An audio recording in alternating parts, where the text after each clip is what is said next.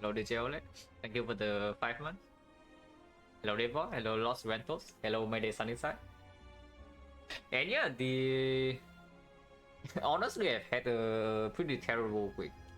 Like I don't know whether I'm massively low rolling the IRL or this is all related or not. I hope not. But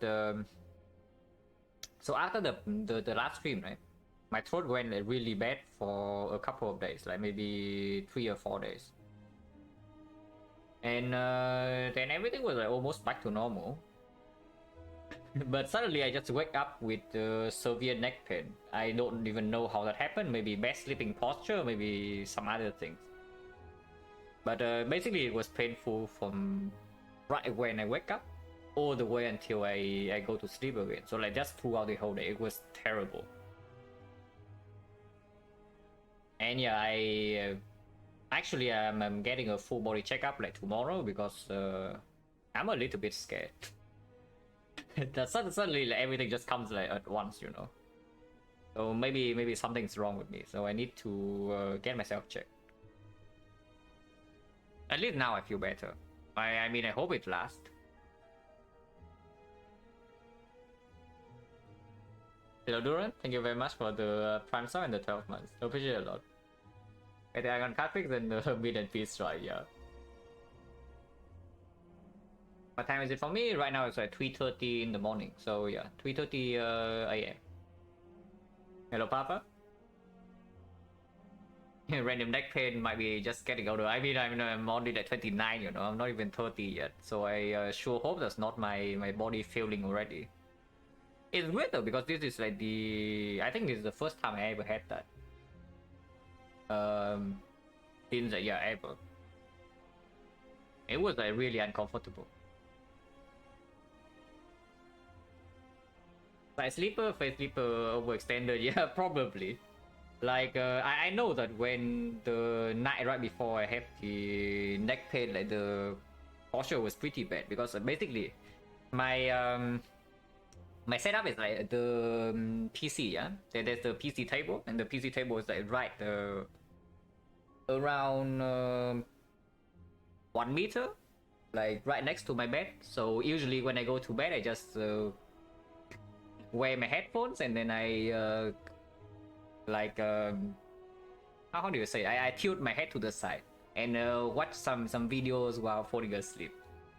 So maybe that's the cause. I mean I sure hope that is the case and it's not like any other serious problems. But yeah, we'll see. At least looks like my throat is fine now. I mean not perfectly fine, it's probably still a long-term thing, but mostly okay. Okay, the Ironclad. So I'm pretty sure that this is wrong, yeah? Like the pathing I took in Act 2 here was wrong, but it doesn't matter. Hello MJ? And yeah, Slayer Relic's apparently still down.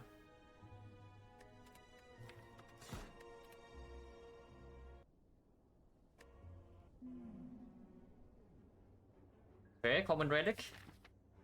I mean, pretty clear choice.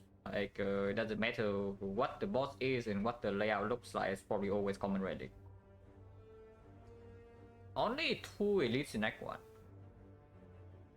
But the Burning Elite is on floor 6 and it's completely forced, there's no pivot. So unless this is something like Preserve Insect, we are not going for that.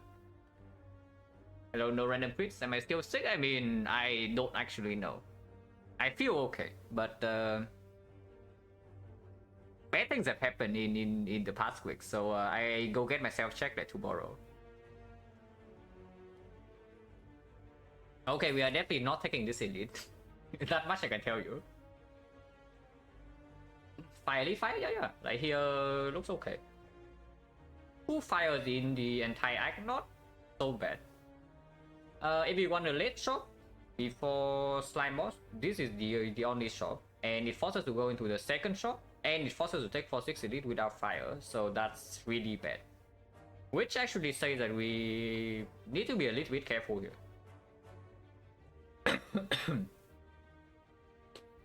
What happened? Yeah, my neck was in a massive pain for I think like in total 4 days. Right from the when I wake up all the way until I go to sleep. Like there's no break through the entire day, and it was terrible. And the timing is also like it comes like one comes right after the other, you know. Like my flu comes first, and then it's like the bad throat into coffee, into a bad neck. So I'm actually pretty scared that they are all connected. So yeah, we will see. Hopefully not. But to Scrabbles toxic ice cream question, yeah, sure. Okay, where are we going? Like can take advanced hallway here. Can also just take easy hallway. This is only 2 fights. 3 question mark is terrible. So we probably always start here unless we want to go to floor 2 shop.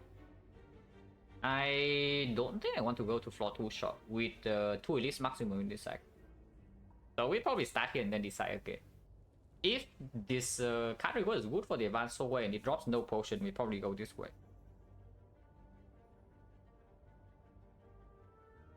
But sleeping on a real pillow, yeah, maybe one of the causes is also because my pillow is like too thick, you know. So I don't know. Then Panda, thank you very much for the Prime Sun in the 30th month. Appreciate a lot. And Econatis as well, thank you very much for the 6 months. 45 HP draw. Not drawing Bash turn 1 though, so we probably can double defend. I mean, I hope we can double defend.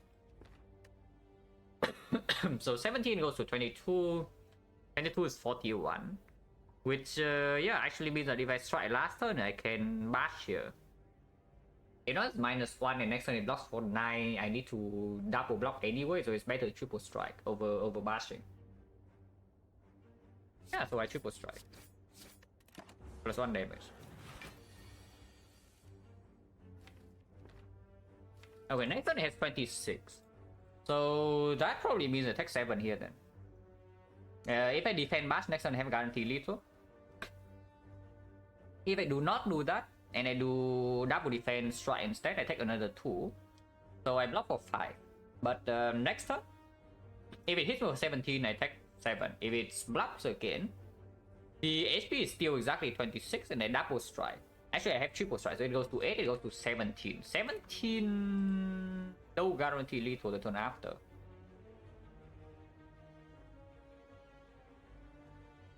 I drawn really badly this turn, but strike better. I know that I draw 1 defense though.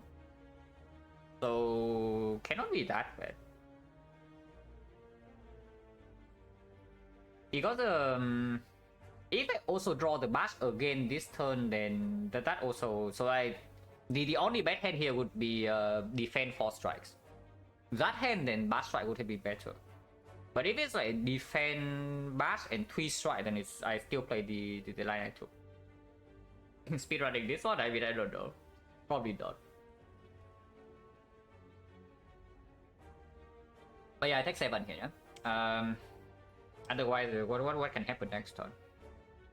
Percentage of this fight is like what? 45, 30, 25, right? So, this is the... 45 is a buff. Yeah, 45 is a buff. 25 is a big attack. So it's actually between it can also attack for 12 next turn again, actually. Like the chance exactly, yeah, it's exactly actually like that. 45, 30, 25. So the only good outcome is with the buff, and it's not even a guaranteed good outcome. So yeah, I take the damage. I take the damage. Taking 7 bash strike is better. Taking 2, it depends on what I draw this turn and what this guy is doing now. If it is doing 17, then triple strike is definitely better. It is the thing. And also depends on whether I have guaranteed lethal next turn or not.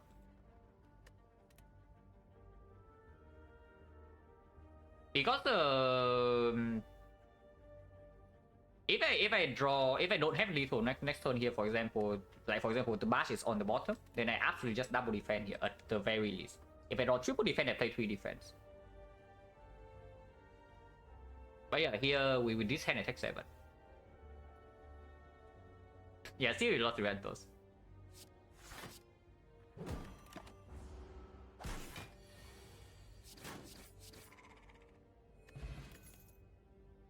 Ugh. Ugh. Ugh. Okay, I do not want to see these cards. Now, first of all, they are not actually good against the advanced forwards. Maybe you can say Cliff. Cliff is also kind of okay against Slime Boss. Yes, I hate that, but it's true. And we can upgrade the Cliff. If we take the Headbutt, at the moment Headbutt doesn't outperform the Cliff. I mean, sure, it's +1 damage, we have nothing to actually Headbutt. The upgrade target also not amazing, and no potion drop. No potion drop suggests that I want to go here because we are taking Floor 7 Elite, yeah? If I go here now, there's a what? Right now potion gens 50, so I missed the 50 and missed the 60, which is 20%. 80% of the time I also drop a potion, but 50% of that is a useless potion. So actually, only 40% of the time I get a useful potion before I get into this elite fight, if I take 3 fights. Headbutt isn't a good card, doesn't fall off nearly as much as Cliff does. Yeah, it doesn't fall off. I mean, if anything, it actually does not fall off. So Headbutt is a card that gets good in Act 3. But that's the thing, like how much does it cost you before that? And at some point we do need to... I mean, it's not like the Headbutt is terrible in the Slime Boss fight either, but the Cleave is way better. And the Cleave is probably also just way better like here. Sentries, Lagavulin... Yeah, Headbutt outperforms in Lagavulin against the Knob. Roughly equal. I guess Headbutt is better there. Against the Sentries, the Cleave is very clearly better. And in the Slime Boss fight, honestly, I don't actually know. But who fires and the Dreamcatcher? Does the Dreamcatcher tell me I should pick the Headbutt? But Cliff clearly better against Slime Boss. If you draw badly, the Cliff is way better. And you see, I only care about when I draw badly. If I draw well and I'm losing the fight, then something has gone wrong, you know. So nowadays, the only cases I care about is when I actually draw terribly. Like, what is better there? And the Cliff outperforms. Because if you have to play with like a 60 HP split, then of course you want the Cliff. Yeah, but the Carnage, yeah, you are thinking of the case where you draw well. That's what I'm saying. If we draw well, nothing matters. So I only care about the case where I draw terribly in boss fights. So for me, the on average, I don't know what it is, but in the bad cases, the Cliff definitely outperforms.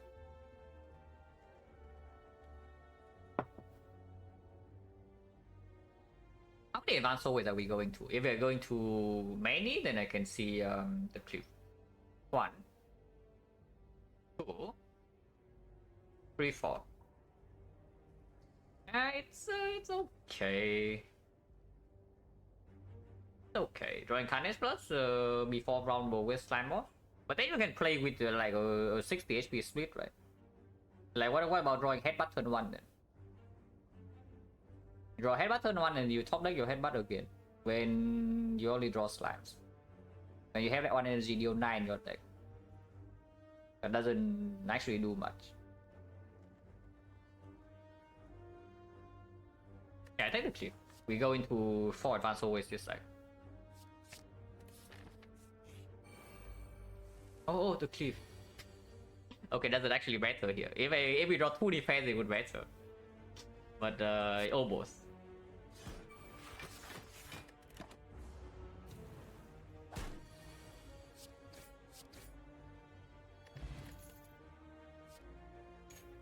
Oh, here's an angle, but no. Yeah, here's an angle, but yeah, no. I mean, I would take 1 elite in this side. I would rest twice and take 1 elite in this act before I take angle over offering. Yeah, like exactly. Oh, interesting. Like very very intriguing draw here, and I wonder like what the best play is. Should we calculate EV in this fight to think about like what we play this turn? Oh yeah, interesting. I don't get away with not playing offering, or do I? If I play offering, I draw into 0-3, and then what? If I don't play offering, it's like clip defend, it goes to 28. Next turn I do bash goes to 20, and then I kill the turn after, so I take 6. I don't take more than 6, right? If I don't take more than 6, then I should not play offering. Because playing offering, take 6 immediately, and then there's a chance I take another 1 after. So yeah, I don't play offering. Yeah, angle would be good here, exactly. Angle would maybe save me 6 HP in this fight. Oh really? I mean, at least we have guaranteed lethal next turn.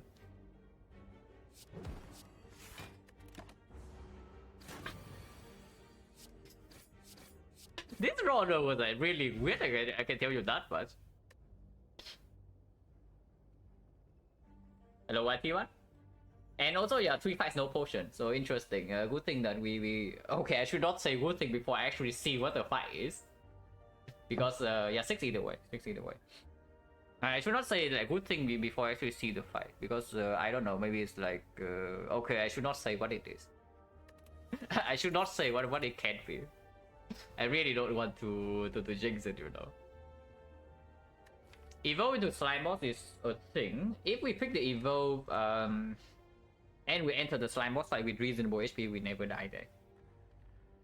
The Struck is better in the very short term. Oh, by the way, Frost 7 lead, we run into that right now, no matter what it is. Okay, if it's Sentries, we get out of there alive.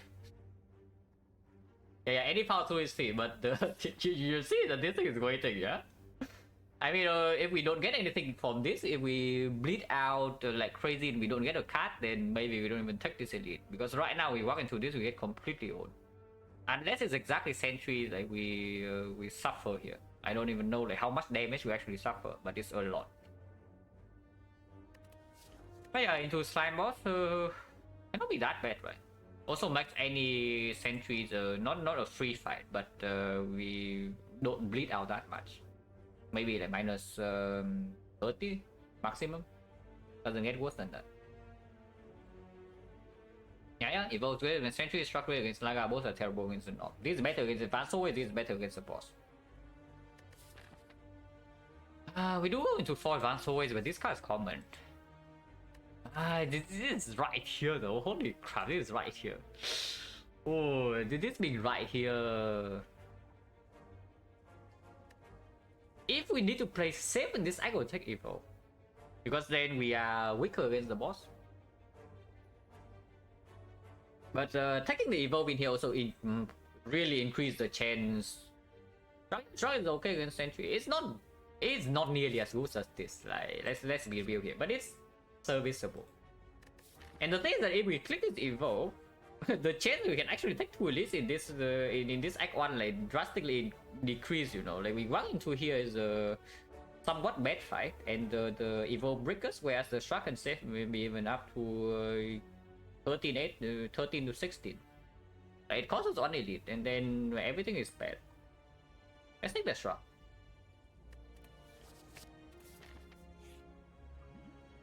Oh dear. Well, we click.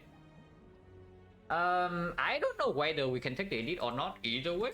So I would actually click here until we can die to this fight.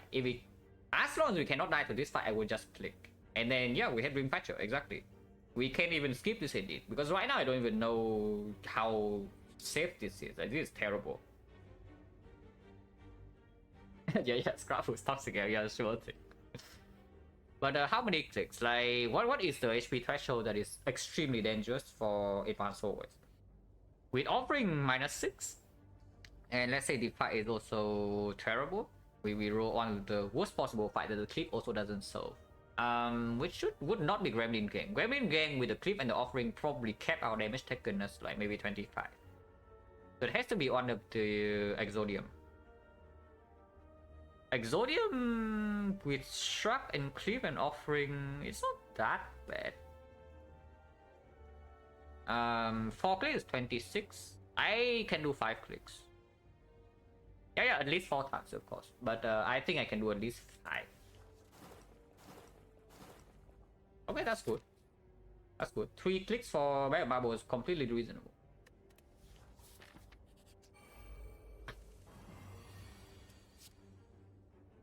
Water is I mean, if it's anger, we have a kill here. So it's still like it's still -6. Yeah, the clear. Yeah, it's -6 either way. So far the not really. The anger would have saved health before this. Oh really? No potion. So potion chance run is 80%.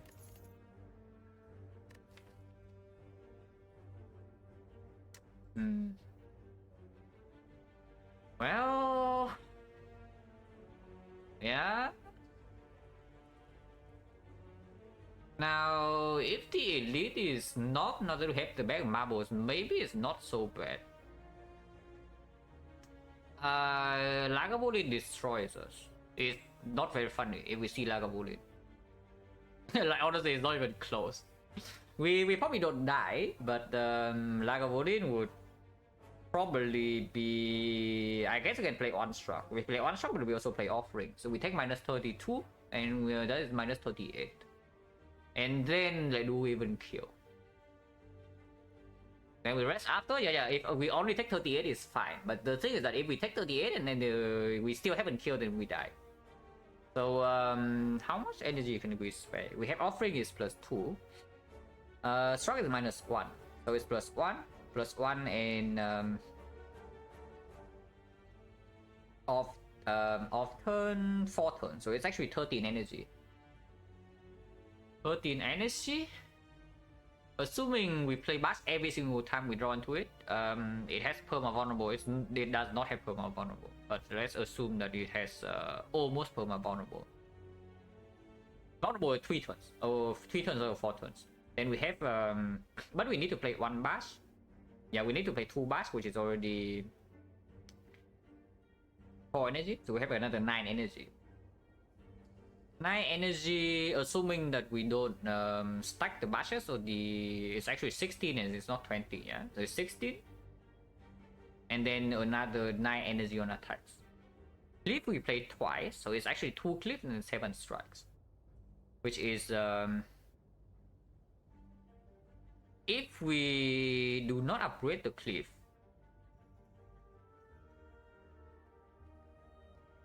upgrade bash rest isn't. I'm feeling that's what I'm thinking about right now. Like whether, and I don't even know whether I should upgrade bash or upgrade cliff or not. Upgrade bash is good against Lagavulin, but it's not like upgrade cliff is better against Lagavulin either. If we are saying that we play every single bash and we block once. So like for now I'm calculating like 7 strike and then 2 cliffs, which is 16. 16 times 2 is 32. 32 and then 7 strikes, which is 63. So 95. 95 plus 16. Even if we assume permanent vulnerable, we still don't have enough damage. Oh, that's quite bad. Last play, yeah. Now that with Bang Bubbles, Bash actually plays against sentries. Not that much, but it does play. Against Nob, I would say that the Bash actually doesn't play. Because you see turn 1 is already vulnerable. So if we draw Bash turn 1, it's vulnerable for 3 turns. If we draw turn 2, it's still vulnerable for 3 turns. Like, I mean, I guess we are not killing Nob in 3 turns. Okay, let's get real here, it's true. It's true, we are not killing Nob in 3 turns. So, assuming we also need to play Offering against Nob, worst case scenario, Offering on turn 2, and we kill it in 4 turns. It would be -6, minus another 11, and then -28. So 45 damage against Nob. We don't die. If we kill in 4 turns, we will not die against Nob. Even if we draw Offering at the worst possible time. Sentries, Yeah, we have Cliff, we have Struck, so probably cannot kill us on 51. I mean, I hope not. It's only about Lagavulin. We say that the knob damage maxes out at 45. And yeah, Lagavulin, the only upgrade that actually pushes over the edge is the Bash. Because with the Bash upgrade, we can actually play.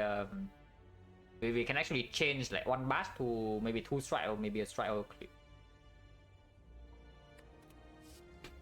The cards are yeah, struck, flex, and then heavy blade, so pretty hot garbage. Unless you tell me we pick flex into upgraded. That is almost a thing. No, really, that is almost a thing because we have offering. It's not terrible with Lagavulin, I tell you that much. The flex was actually quite good with Lagavulin. Maybe it is flexing time. I don't know seriously. Yeah, maybe it is flexing time. It's not a terrible card against slime boss either. It's pretty bad, but it's not awful. It would be better with headbutt, but it is not as super bad with the clip. Because right here, either we are resting or we are upgrading Bash. And I don't even know, like, is upgrading Bash like so freaking amazing? I think we're still taking that much damage, and it's not either way. Okay, so the thing about the flex is that it actually, and it kills us against the knockdown. If we still don't kill in 3 turns, and now suddenly we flex and offering on turn 2, and then the knob's hitting us for 14 into 33, so it's 47 plus 6 of 53. But we play 1 struck and survive. The struck is blocking for at the minimum 3 damage, so we live on 1. Once again, guarantee get Laga not allowed to skip flex, so I can strong, of course, a big flex. Like, we already know that maximum damage is not enough for Lagavulin. We spend every single energy on attack except 1 struck. And with permanent vulnerable, we are still short on damage. then of course we pick the flex. Now you see, I already calculated like 7 strike and 2 clips and 2 bashes is 16 plus another 32, 48 plus another 62, 63. So that's 111. Minimum HP of Lagavulin is 120. Yeah, 112 plus 8. So we don't have it. that's the unfortunate part. Like, even if we draw almost optimally and we don't waste any single energy, we still do not kill Lagavulin. Now picking second strike. No, if we pick second strike, we can upgrade Bash and maybe rest. It's not like it's never second strike, but I'm really looking at the flex, and I think it's okay. Just because we have Dreamcatcher resting here is not so bad. And the flex most likely reduce the damage we take from. It's not reducing, but I think it caps out the damage we take from Lagavulin to 38. Upgrade, yeah, we have the upgrade for flex, we have the offering, we have Magma Marbles. Cannot be that bad. It's a bad angle, basically. And we upgrade the flex immediately over resting. And then yeah, if we do that, we run into the edit. Oh really? Oh really? Oh, that's disappointing, but okay, at least we draw the pass. Yeah, like look at the flex, guys. Like look at it. Yeah, it played immediately. We don't have a guaranteed kill, by the way. Just saying, we don't have a guaranteed kill, but it's very likely. Yeah, look at it go. No potion, 90%. Interesting. And uses relic. Cliff actually a good icon card? No. But if it's up against skip and I'm running into several advanced ways to attack it, it's also slime boss. Oh really? Can I or can I not? Oh, I have a really bad feeling about this bet. Like if I add this card to this deck, I have I think the chance that we actually die in Act 1 skyrockets. Like it's not really funny. Yeah, I know. Yeah, sure. Corruption. Corruption is good against the Lagavulin, 50% of the time. Against Sentry is terrible. Against Slime Boss it doesn't play. Take the Corruption, yeah, and then die to Slime Boss again, or what's the plan? In this fire, I think we are resting. Take armor and be happy. Yeah, we can take armaments and to upgrade that. We just fought the knob, so the armaments will play in the second elite. But yeah, what about resting? Maybe rest the last fire. Because we can still heal. With the offering in the deck, it's not very likely that we can heal in fights. Whenever we draw into offering, we play it. Like almost always, because our deck is not strong enough. Hello, Master. Thank you for the good luck. Yeah, we take armaments, we upgrade it, and then we can maybe rest every fire after. There's only one more in this side. So chance 90%. So very likely we get a potion here and we can take the elite. Or we can stock up potions here and then run to this elite, but then we use one potion here and then suddenly we don't have potion on Slime Boss. So ideally I would like to take this fight, get a potion, use the potion to take this fight, and then we get 2 more potions in these fights, and then we get into Slime Boss with 2 potions. If Corruption say Clash is armament to upgrade better than skip into upgrade clip or rest, upgrade armaments, taking armaments into upgrade armaments is definitely better than upgrade clip. Like with especially with the offering in the deck. But I really don't know, like is it really better than rest? If we with the next elite we know that it cannot be nerfed, like it cannot be so bad, the armaments. Yeah, now that we know the second elite cannot be nerfed. Like, offering alone is already a big thing. The speaks for this elite cannot be nerfed is another huge thing. Let's do that. The armament. And yeah, if we take armament, we probably should upgrade it then with the offering. Good against like whatever elite is here. And I don't know, maybe this is a sustained relic, like me and the bone, and then we look CD for resting.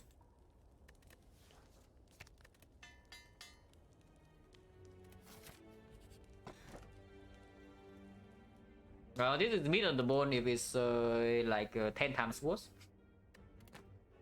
But we have the combo now. Dreamcatcher, Singing Bow, yes.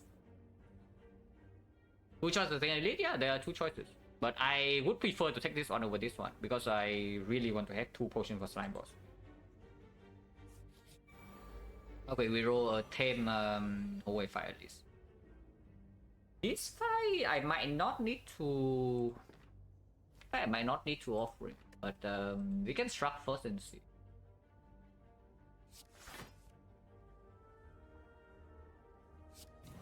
So this is going to be 13, 19, and we kill this next turn. Yeah, I don't need to offering here.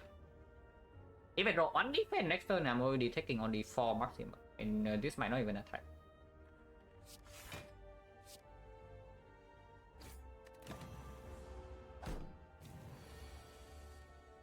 Yeah, actually taking 4.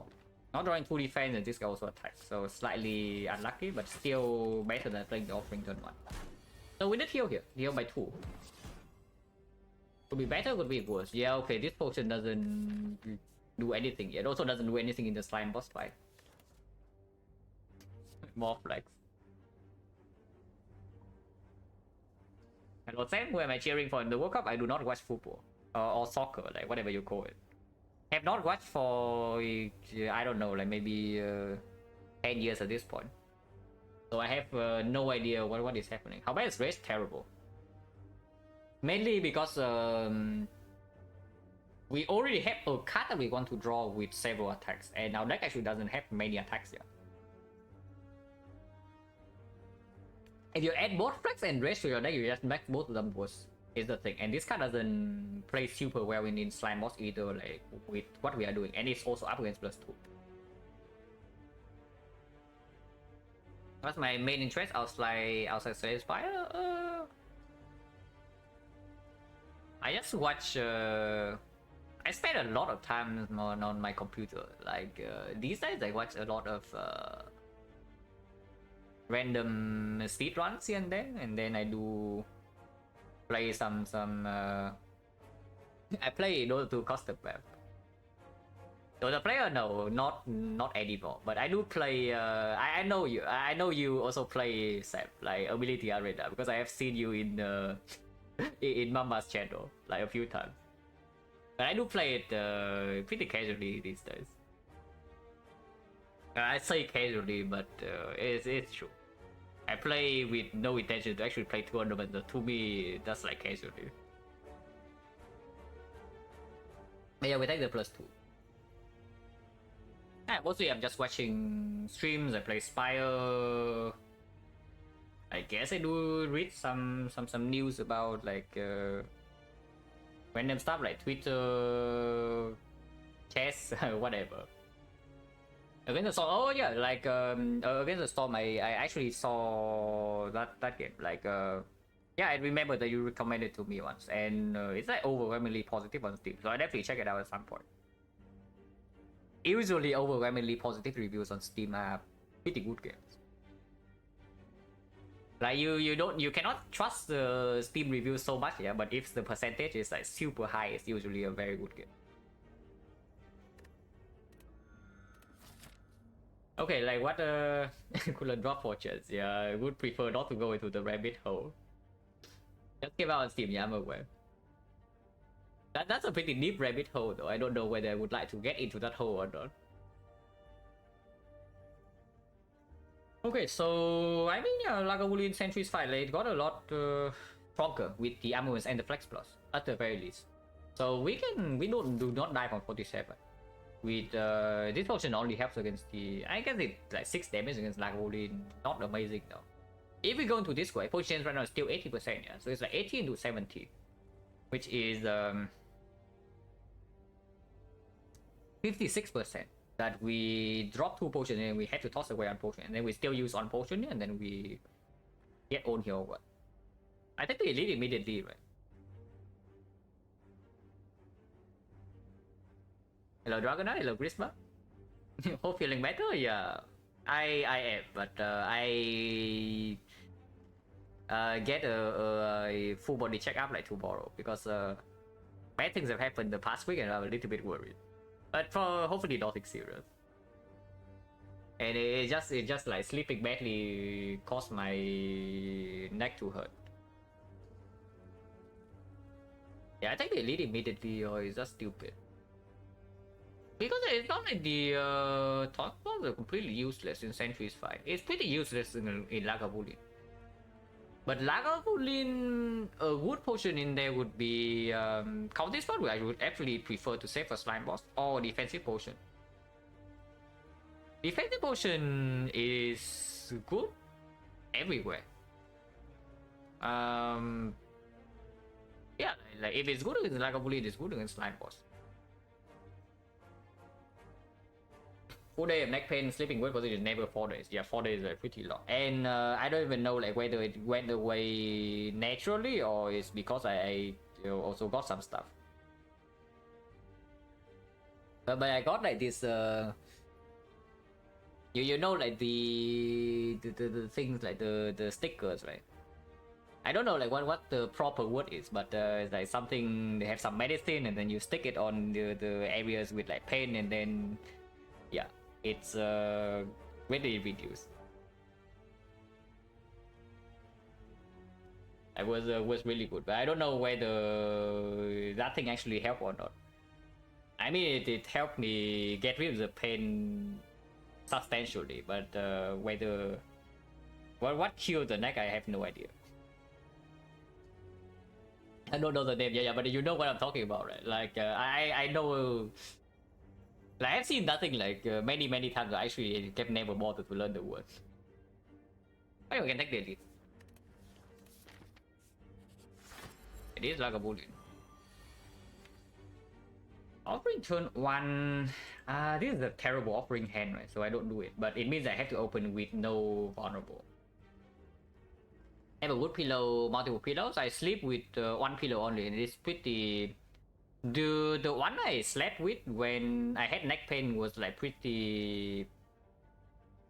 was probably slightly taller than the one I usually use, so maybe that's the case. But nowadays I sleep with a pretty low one. to keep my next trade basically. This is a pretty bad turn 1 by the way, yeah, but this is at least 6 damage, and with the armaments now we can actually block. Armaments now means that we don't actually need to kill in before the first hit, second cycle. We can armaments the strike and then we can block with this. And with the flex, our reduced strength doesn't hurt as much. There's no reason to offering here, right? So we don't offer it. He also rolls maximum HP, yeah, by the way. If I draw into armaments, I would armament. If I don't draw into armaments, I armaments do double attack next turn. I do not want to shuffle with armaments plus out, no matter what. So yeah, next turn is just armaments strike click.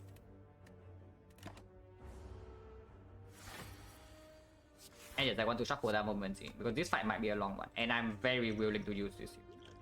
This potion is complete trust against slime boss. Here at least it's 6 damage, potentially it's 9, potentially it's 12.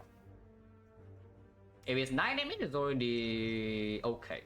If it's 12 damage, it's phenomenal.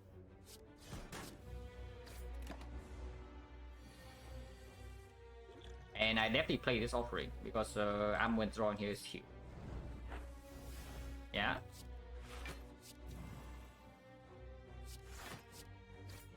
This is a good turn. So I can full block, or I can get some flex flex value.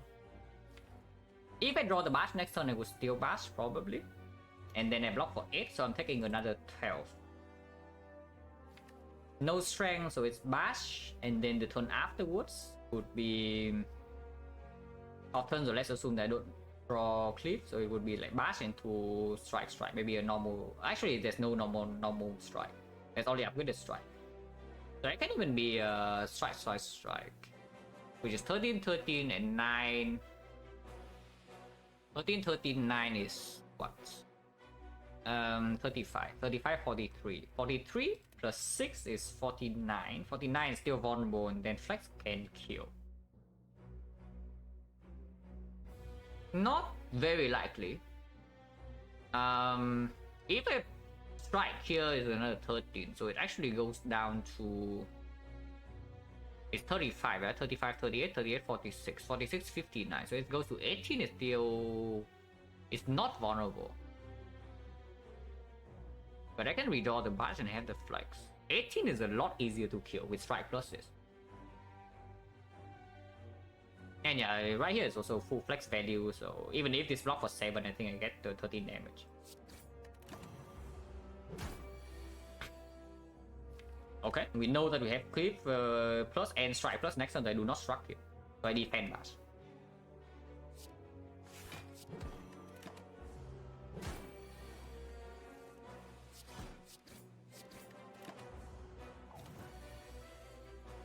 With this draw I could have defended for 7. But the bash draw into cliff plus bottom deck was also very good. How much damage did we take? Yeah. Invisible boot, you say? Yeah, it's not invisible anymore. Yeah, thanks. But how much damage did we take there? We take 7, and then we take another 12, and we take 6. So we lost 19 HP. Potion chance right now is 70%. no, really, I really want one more attack at this point, you know, maybe one or 2 more. Otherwise, I don't even know like, how we are killing slime boss. Yeah, at least I'm happy that we pick up our first flex. And yeah, like the flex setters, you look at how much work this has done so far in this entire act. Like, it's crazy. For the 2 elite fights, this card alone saved us. I don't even know how much HP already. Of course, we don't pick a second one, but the first one was very, very good, and I'm happy it's in my deck. And here we just get +2. Life loss at the moment cannot exactly attack, at least not before I see the advance away. So I think that I take the advance away first, and then we see the event where the healing is still full value, and healing doesn't actually make us stronger, so it doesn't matter. The only question mark that is good to take first would be Living World. Yeah. Okay, definitely more information, more question mark, absolutely. If this is like their adventure or something, getting one more potion from this fight is not bad either. Potion is still 70%. Now we are definitely playing offering, and I think offering first before the armament.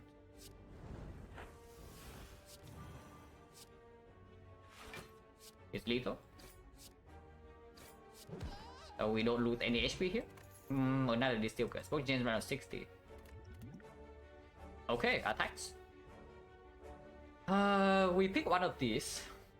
The pommel strike is better later. The twin strike is better now. Very slightly. Pommel strike is slightly awkward because we are most definitely resting with slime boss. Yeah, I tell you that much. We are unless we get a healing question mark like the banana, we are definitely resting before the slime boss. So the pommel having the much better upgrade and plays better later is not. It doesn't happen that early. I'm saying. Future is better for the flex, and for the flex only. Pommel strike, I don't even know. Is pommel strike better or worse for the flex compared to twin strike? Like of course twin strike skills double, but pommel strike draw into other stuff. And we are still absolutely picking up an angle at this point. Yeah, it's just pommel, right? It's still just pommel, even if the twin strike might play a little bit better right now. Especially if we are resting.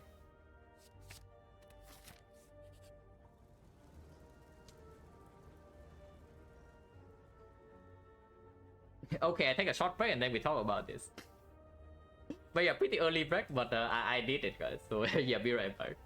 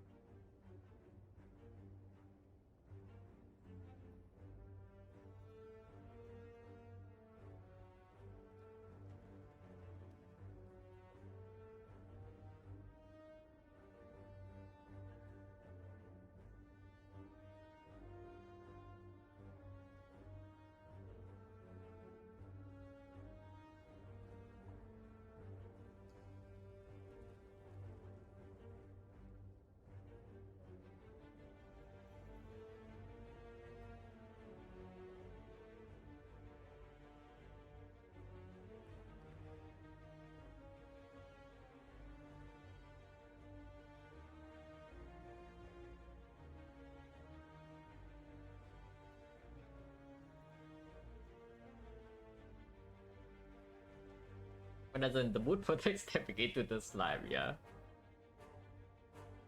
I mean, you step back in. I guess you stick your hands into the puddle of slime and then like pull out the gold yourself, you know. So if the boot is like the gloves, maybe it protects you. But yeah, -11. Then what? If we take -11, go to 19 with bag marbles and the potion here, even if the fight is fairly nasty, I don't think we die from 19. So at the very least, this fight cannot kill us. Of course, the big threat is still here, yeah. But we are going to have a big rest. We go to 81 here if we skip a card. So then we rest for 24, which is 19. So we go down to 19, we get plus 6 is 25. 25 plus 24 is 49. 49 minus 6 from offering is minus 12 from offering is 37. 37 is okay. What happened in the previous run? We died to slime boss after a completely garbage draw. Hopefully it doesn't happen again. Because this time the chance we die to slime boss is quite a bit higher than before.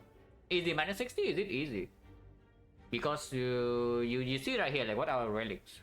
But what does our relics say? Useless? Okay, it's not useless, it's placed here. Useless? Very good in hallway fights, not amazing against bosses.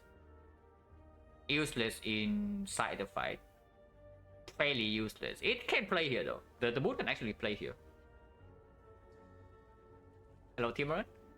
So basically we don't have any playing relics against the boss, yeah. I guess Bear Marble is actually good. Bear Marble is actually good against the slime boss because it makes sure that we have vulnerable in turn 3. So we can guarantee if we use double distill curse or something, maybe we can get a good split. If we need anger, yeah, if we have anger, that would be sick. And if Echo doesn't play against boss, yeah, the point I'm making is that do you think we're so strong to suddenly lose 135 gold? Because this thing is almost minus a relic, you know, in Act 2 shop. I mean, this is always the choice in here is always like extremely clear. The question in this event is always the same. Like, do you die if you take the gold or not? If you do not literally die if you take the gold, then of course you take the gold. Because the difference is so big. So again, 19. What did we see in the advanced always? We saw like a single rest level, and right before that was the double mushroom. So we actually saw easy fights. Oh, so the nasty fights are left, yeah. But Bang Marbles offering Cliff and into Slime Man, we might win instantly. Resting if we take the goal, yeah, that's why we're still on this screen. If I do not think that either, I would already click the goal and leave. Is the thing. The fact that I'm still here, it means that I do think that there is a chance that we die. This is why we need to evaluate. So what are the advanced always? Single blue slaver? Either we kill turn 1 or yeah, single blue slaver we shouldn't take much. We have a shrub and with bear mouth goes, and if we draw offering turn 1 we just kill. So Exodium, yeah, all the Exodium are extremely nasty. If we see on Exodium and we don't see a wood card before Slime Boy, we're just dead, right? Because we cannot upgrade anything either. Like realistically, what card sold the Slime Boss was like so much that we suddenly feel safe. Okay, what about the shuffle then? Let's assume that we skip this card and we also skip this card. Offering happens, like let's say on turn 1 and we don't play it. If it happens on turn 3, we definitely play it. If it happens on turn 2, we probably don't play it either, because I think the plan in the slime boss at the moment is double distill curse on turn 3, with applying vulnerable like beforehand. So in 3 turns we actually draw only 15. If we play Pommel Strike, we draw +1. I don't think we play Struck unless we draw hand with literally nothing and Struck. Otherwise, we always spend energy on attack. So we actually draw 16. Bottom deck is only 1 card, but with the Distill Curse, it means that we draw everything +5. So the chance of getting offering immediately in the distillers is how much? Yeah, deck has 60, 16, 21. So it's 35 or 21. 1 of 4. That's not amazing. Even with double distill chaos. Oh, it's really bad. Okay, if we give out the gold, then what happens? If we give out the gold here, 60, 194, 194 plus another 90, so 284, 300. We might miss a rare relic in the actual shop because of that, but we can buy everything else. Sure, I lose the gold. Yeah, any with this not guaranteeing a good split, we cannot do this at the moment.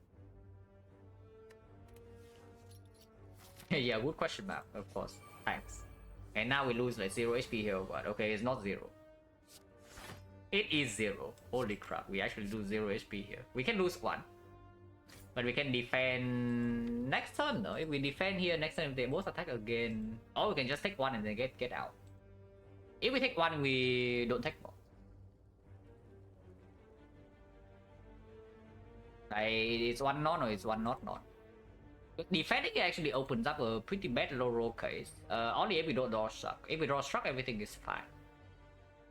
But that is 5 out of like 11, really, with the pombo. If we have to play offering, we have already lost life. I take 1.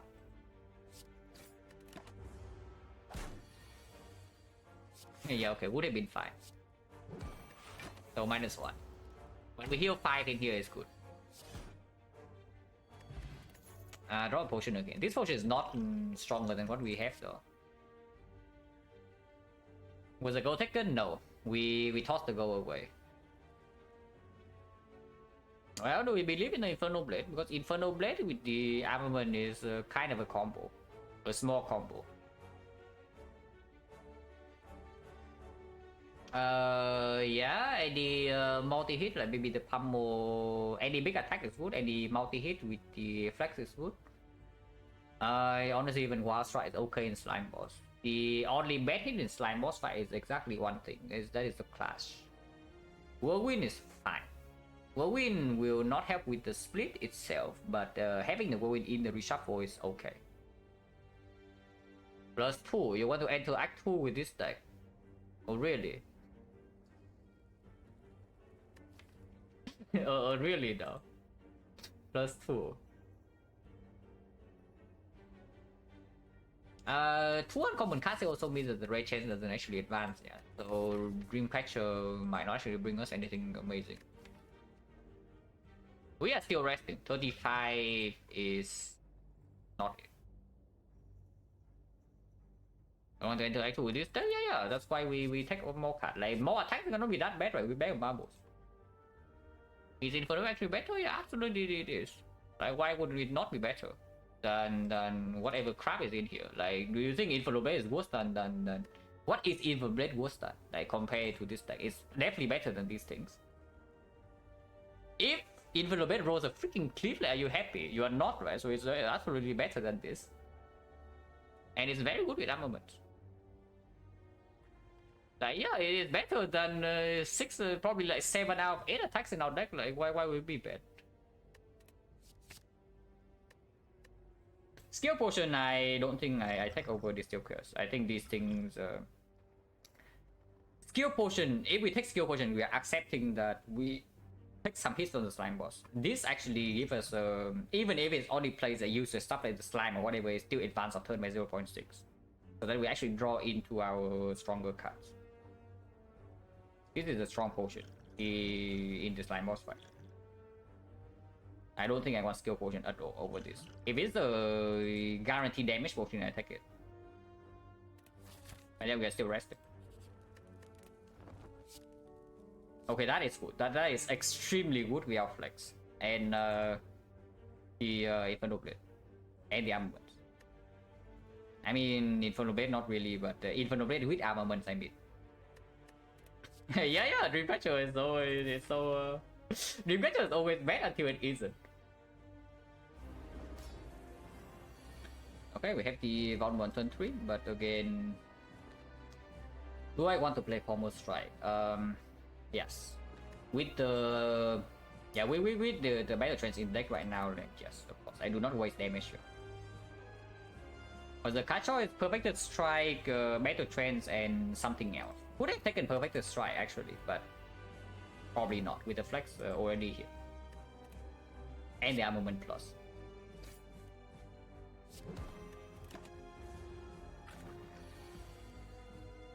Drawing offering this turn.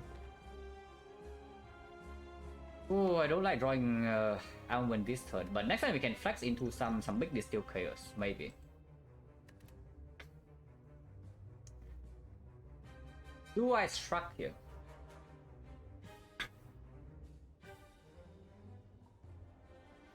I think I want to play armaments no matter what. So the if I struck into battle trend, that is pretty bad. If I struck into flex, that is also pretty bad. If I struck into Inferno Blade, it's good, but it's not amazing. Everything else is good to struck into. Is that actually true? I don't even know whether I would be happy struggling into the strike, because there's no guarantee we have we can spend 3 energy next turn even with the battle trends. This is also a clean shuffle, yeah. Yeah, this is also a clean reshuffle. Like next turn, for example, I draw the battle trends. If I don't draw the battle trends, I can still do the distill curse and shuffle out all these cards. I play whatever I want first. I flex maybe Inferno Blade and then play the Inferno Blade card and shuffle next turn. Blocking? No, we are not blocking. We are splitting next turn. We are playing double distill curse probably with vulnerable still on and a flex turn. Which tells me I don't actually want to struck, right? And it's not like upgrading struck is terrible either. Yeah, I don't struck. I just armament this and then play strike. Hopefully we have the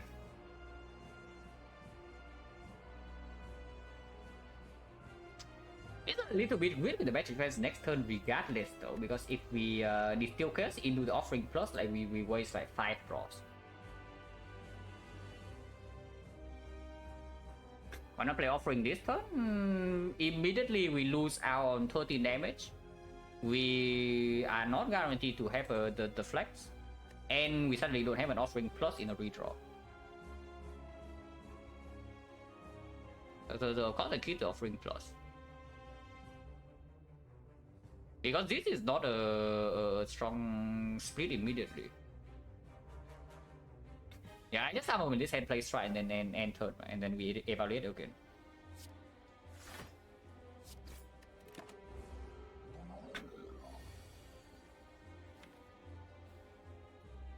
Oh, that's completely fine. Now this cursor sucks, yeah, but it shuffles out the defense, and I shuffle in the flex and the Inferno Blade attack. I can't even see what it is first. Oh. Oh, you don't want Inferno Blade. Oh, really now? You do not want this Inferno Blade, yeah? Interesting. Yeah, we definitely distill curse here. We know that we land into the battle trend and then we just flex battle trend Fiend Fire. This thing is done for. I still want to shuffle in the flex, right? Because we draw what? We draw 3 cards. So our hand is how much damage is it? It's 11, 16 times 1, 2, 3, 4, 5, 6. It's 96. It splits at 16. It's a 16 and then flex. Yeah, I guess flex is still okay. That's a redraw. Not that good. Yeah, it's not that good. It's not that. No, maybe not. Maybe not.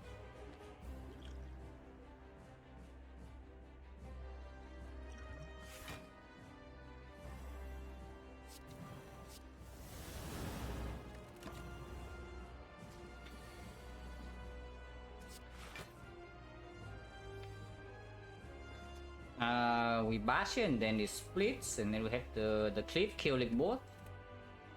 Or we can full block this turn and get frill. Could have interrupted this as well, but with the cliff coming up, Yeah, thanks for 18, that's true. We don't care. Yeah, we don't actually care. Next turn, Cliff kills them all. Imagine not taking the goal. Yeah, indeed. Imagine. But I mean, yeah, again, Info the Blade could have been a class, and it would have been. It's still okay, even if it's a class. Class plays twice. That's just saying. Even if we join into it immediately. Okay, Impervious and Feet. It's not Demon form. I can tell you that much. We have armament. That immediately tells me that the feat is stronger than usual. With Bell Marbles and Offering, we can also feed turn 1. And Dreamcatcher resting is big, yes. Long-term blocking plan, the feed is equally as good, maybe even better than the Impervious. So it's just about the immediate value. And with Bell Marbles, it's gonna be so bad. And we're already having a big rest. Yeah, we feed. Okay, no pyramid here, no energy though, apparently. Yeah, interesting. Well, Black Blood completely garbage trust here. Not as bad as usual. We do have an offering, we play every single fight, but we also have more incentive to rest. The cube at the moment is doing almost nothing. I say almost. But that is almost nothing with what we are actively doing. With what we are passively doing, however, is different. And yes, we are passively taking damage, exactly. Or the back, which yeah, we have nothing to speak for the back at the moment. No white beast, no potion belt. Only one potion in our belt, and it's not even an amazing one with the back at the very least. How much would Black Block have to heal which boss quality, right? Like, it really depends, because the situation Black Blood is good in because the problem with Black Blood, you see, is that it's doing nothing for you in boss fights. Like, it's doing nothing for you inside the fight itself. So you have to be able to get value out of the flaws, guaranteed. Like, here it's actually very good for it. Like, this is already a good spot for the Black Blood. Like, we have offering, so the added sustain is appreciated, and we have the feat, so we get more value out of every flaw that we can use the sustain with. Like, we go to many fights basically with both the singing bow and the feat. So in this situation, Black Blood, if it heals, for example, 18, I would say maybe 15 would already be somewhat okay. But if the situation is not good for the Black Blood, like, you basically never take it.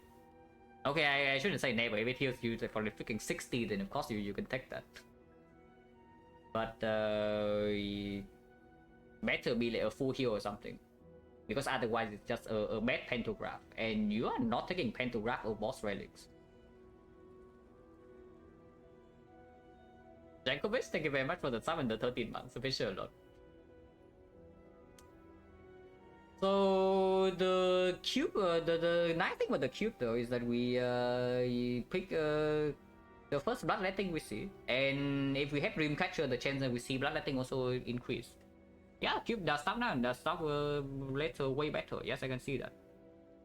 Compared the cube to the back, like, they are both Act 4 relics basically. And the cube, I would say, the back I would say is better into the actual elite fights, mainly because you can brute force, guarantee to brute force one elite fight with the back potion. But yeah, in Act 4 itself, the cube is better, absolutely.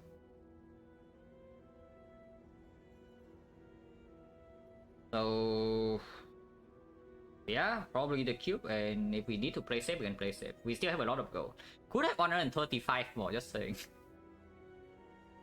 But we can take the cube, mainly because like, any bloodletting we already clicked. And then now, of course, it's even stronger.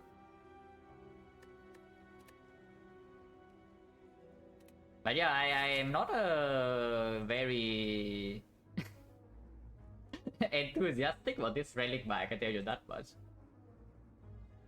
Okay, so now we see how much the slime costs us, because the shop is very early, so we don't actually get to collect a lot of gold.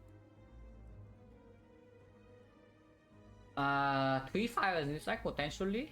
We can take a super early burning elite. I don't know what would need to happen for that to be the thing, but it can. We can also skip the fire for this elite depending on how this advance always go. Yes, it will always be advance always.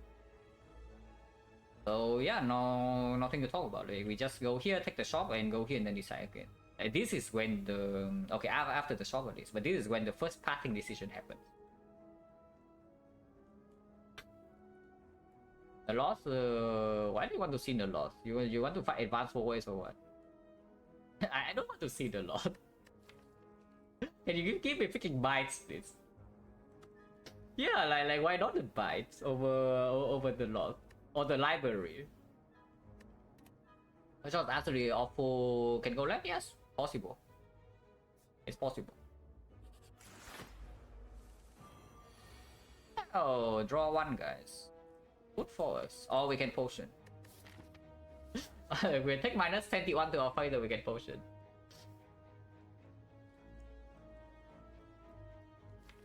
I really want to get the feed in this fight. And yes, we can rest here.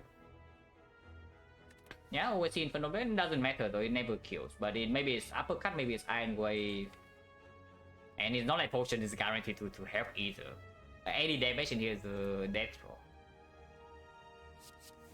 Oh, it can beat this. Okay. Drop into struck, easy. Drop into struck. Yeah, drop into struck and then we struck into like maybe battle trance armament. Yes. Okay, not quite. But minus 16. Yeah, 16 is okay. 16 is okay. I keep my potion. Okay, this is not okay though, and I know that the steel curse will not hit the feed. Yeah, I know that the steel curse will not hit the feed here, so I can see maybe a flex bash into the steel chaos. Yeah, how often? Yeah, that's what I'm thinking right now, which is why I'm saying like maybe it's like flex bash. So flex bash like 12. 12 12 is 14, 21, so it's like 33. 33 was 30 shots, so unless we get the offering, we will not kill here.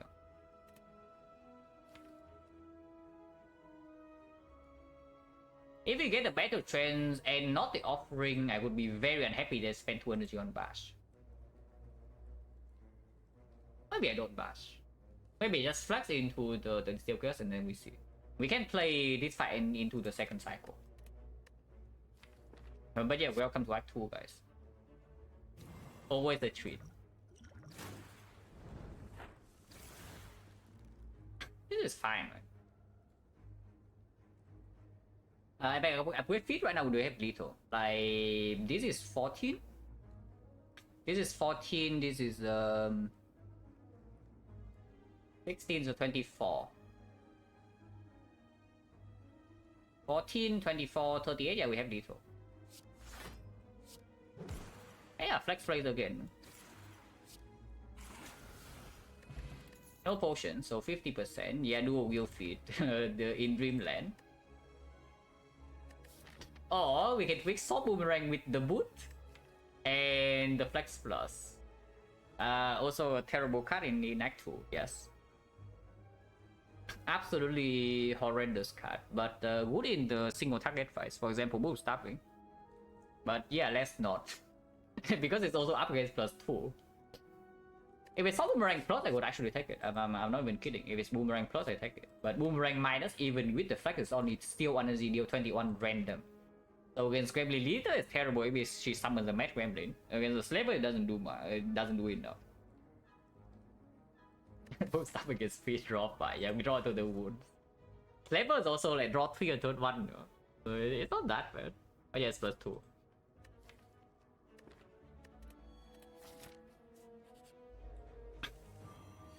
Yeah, of course we play the offering. And yeah, like where are the flex haters? Like, no, seriously. No, really, like hating flex in this run? Better than 10. No, it's not even a strawberry yet. And was flex pick up pretty early. I think it's like floor. This is floor 1, this is floor 2. This is floor 5. Yeah, floor 1, floor 2, floor 3. We get the bag marbles on floor 4 and then flex is on floor 5. And we upgraded immediately afterwards. I really want to be able to kill next turn. So ideally we drawn to bash this turn or what? Trends first? Not playing trends at all. Or what are we doing here?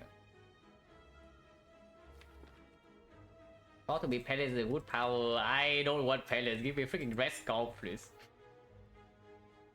Yeah, please give me something like bloodletting red skull. Like screw the pellets. Like, who cares about pellets? Like, yeah, I know flex pellets is like kind of a thing, but on 3 energy, like, how often do you think that happens? Just compare the freaking flex pellets to the red skull, you know, red skull is like 3 permanent strength immediately on turn 1. Yeah, bloodletting, please. Bloodletting is probably the best card we can see right now. I guess second best. Best card is probably still offering. But bloodletting is definitely up there. So how much is bash feet? Bash feet is 23. It's too short.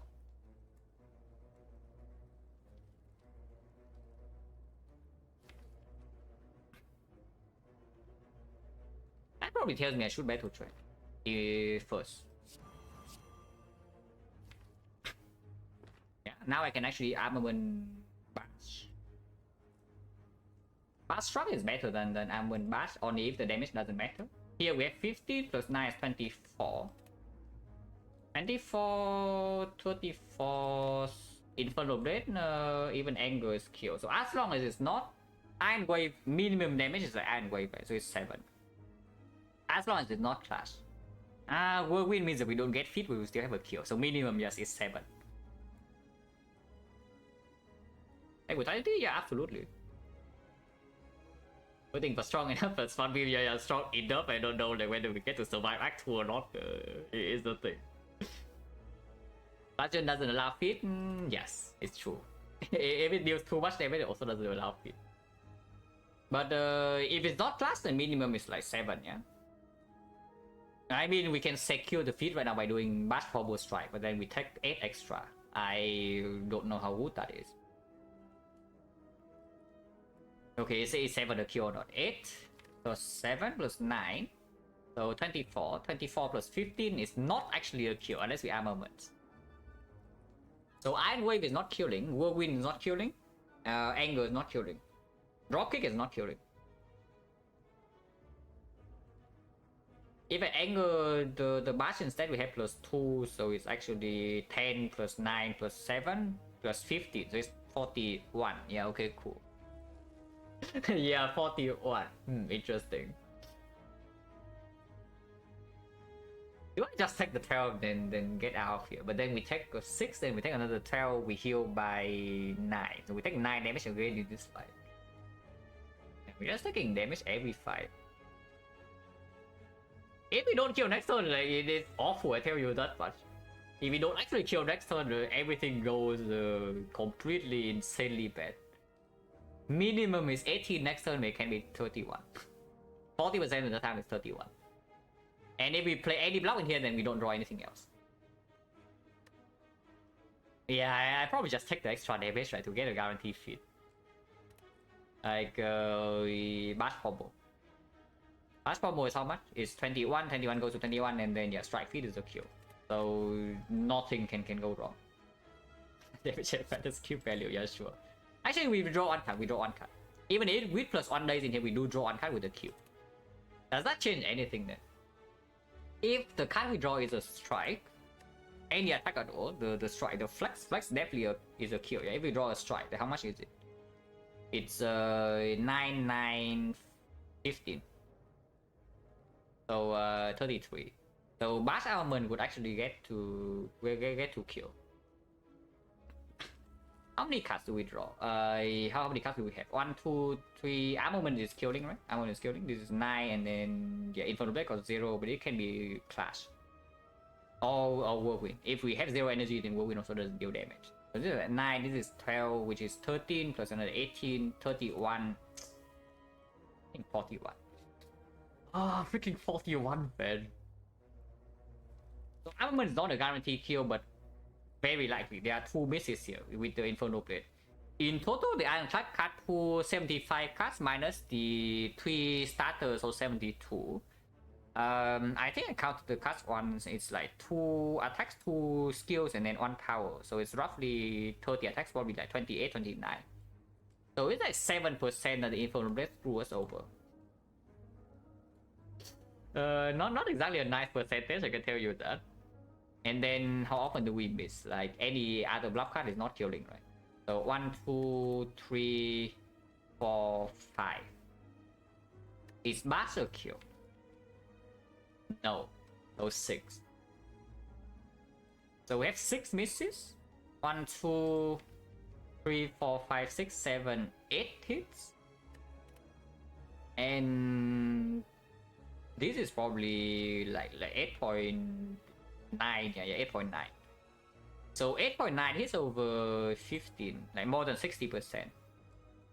And that is already with the Infernal Blade not performing.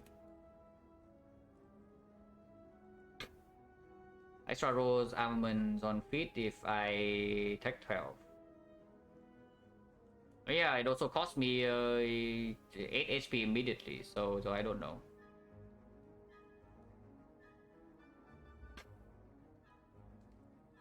Extra block? No. Okay, next question is whether I need to play armaments or not, because I think I am playing a block card. So do I need to play armaments or not? If I do not play armaments, Bash goes to 34. 34, 15 plus 9, so I need 10. 10, so the attack needs to be 7. So once again, anger is also a miss.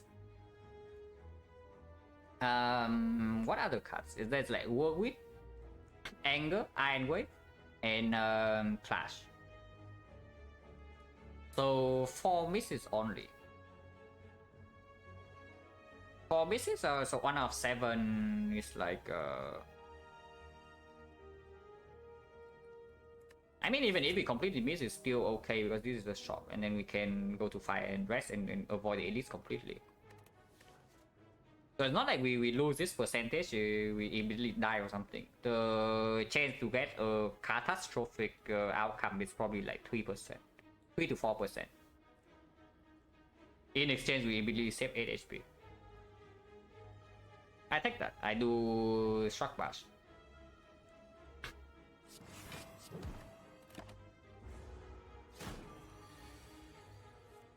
Okay, we missed this here, so better perform, yeah? This is good enough. Yeah, plus 8, guys. Would have been pretty bad, yes. But we already so calculated the percentage before actually doing the line. 60% potion chance, no potion. So good news that we don't have the back.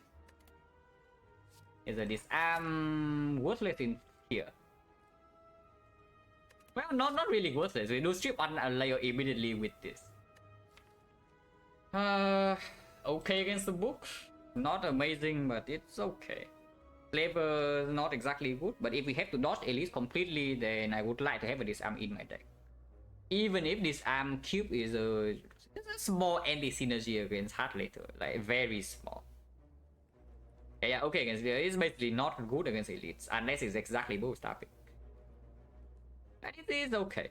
If we have to fight no elites, then yeah, I absolutely take the disarm over skip. And it is looking more likely, you know, that we cannot actually fight any elites this except the very last one. Brimstone in the shop, I don't know whether I would like to take Brimstone in this deck though. Like, on one hand, Brimstone is okay if we get into Act 4 because we already have the feat, we have the singing bow, and we have a disarm that we add right here. So mitigation for Act 4 Brimstone is very high. But at the same time, Brimstone also doesn't really allow us to This deck doesn't use Brimstone well, basically, is what I'm saying at the moment. It gets like weird pretty fast. But I guess we'll see. I mean, we are taking this.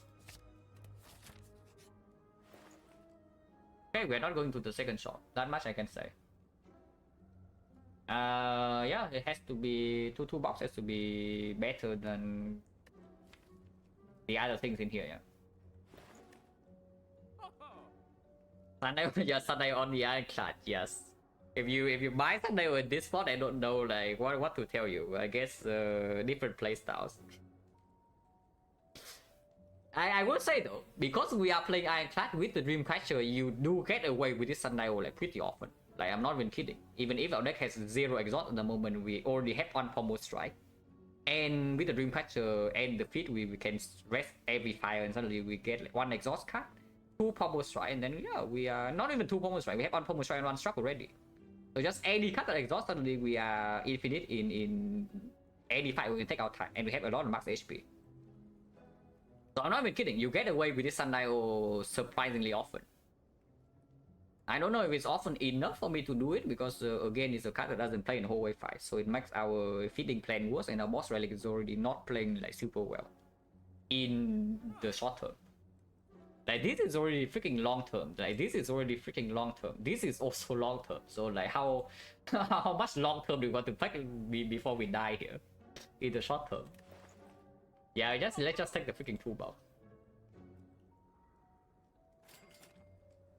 So now next question, do we take and yeah, here's when the slime go would have been nice, because if we have the slime go and take shackle remove and maybe a potion, we cannot do all that because we don't have the 135 gold.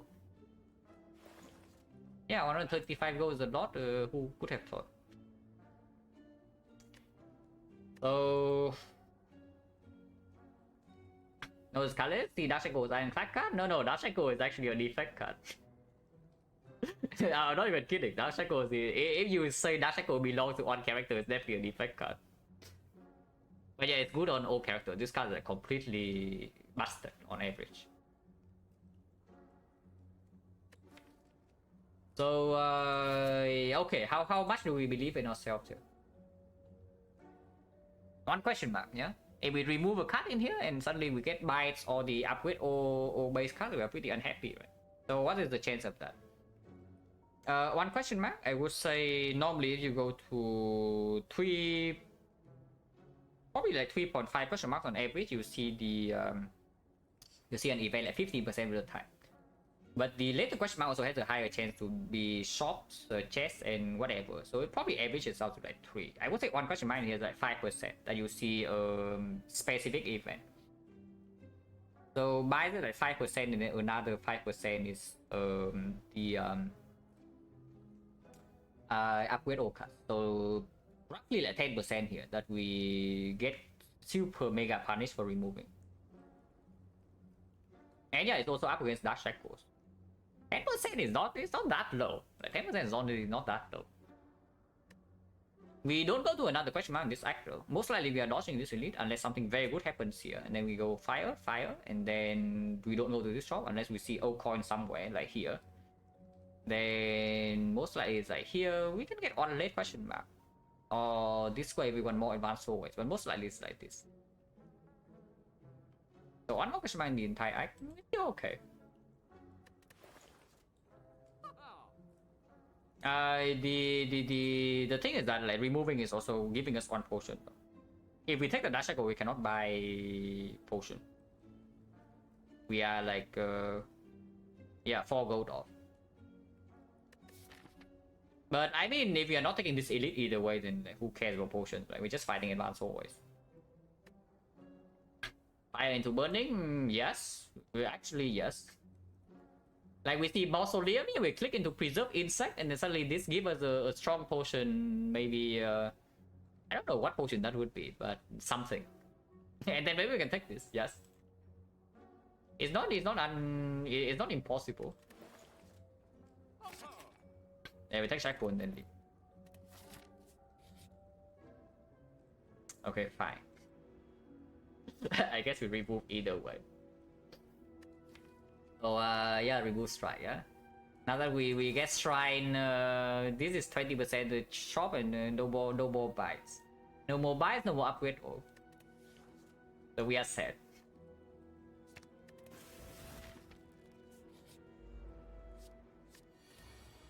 They're not attacking, so it's definitely not panic button. Can be Metamorphosis, can be Mind Blast. If we take the Mind Blast, it's useless in the redraw, but it's forcing her to heal immediately next turn. And this dealing 16 is at 24, it's not so bad. Yeah, 24 immediately over Metamorphosis, 2 energy cost. Okay, right, the Mind Blast. 24.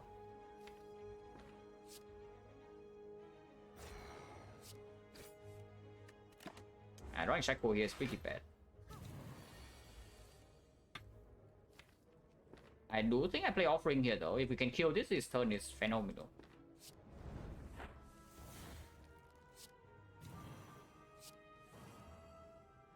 And we have enough energy, so of course I play Inferno Blade before the armament. Yeah, the Rampage. Unfortunately, we are on off, but we can disarm here. 21 is not super easy to do. But Creep lost place.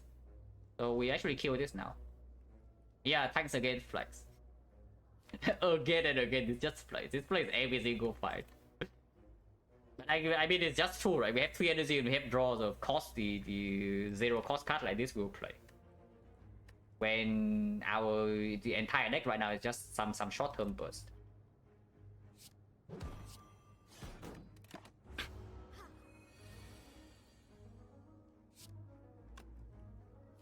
Never played my blast here, so I just trans immediately. Maybe I draw into armaments. No.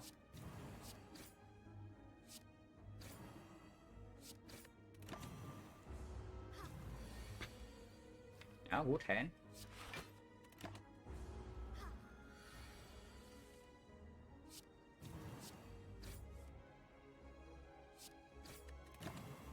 And yeah, of course we wait to feed here. But still easily block. Moment City is coming up.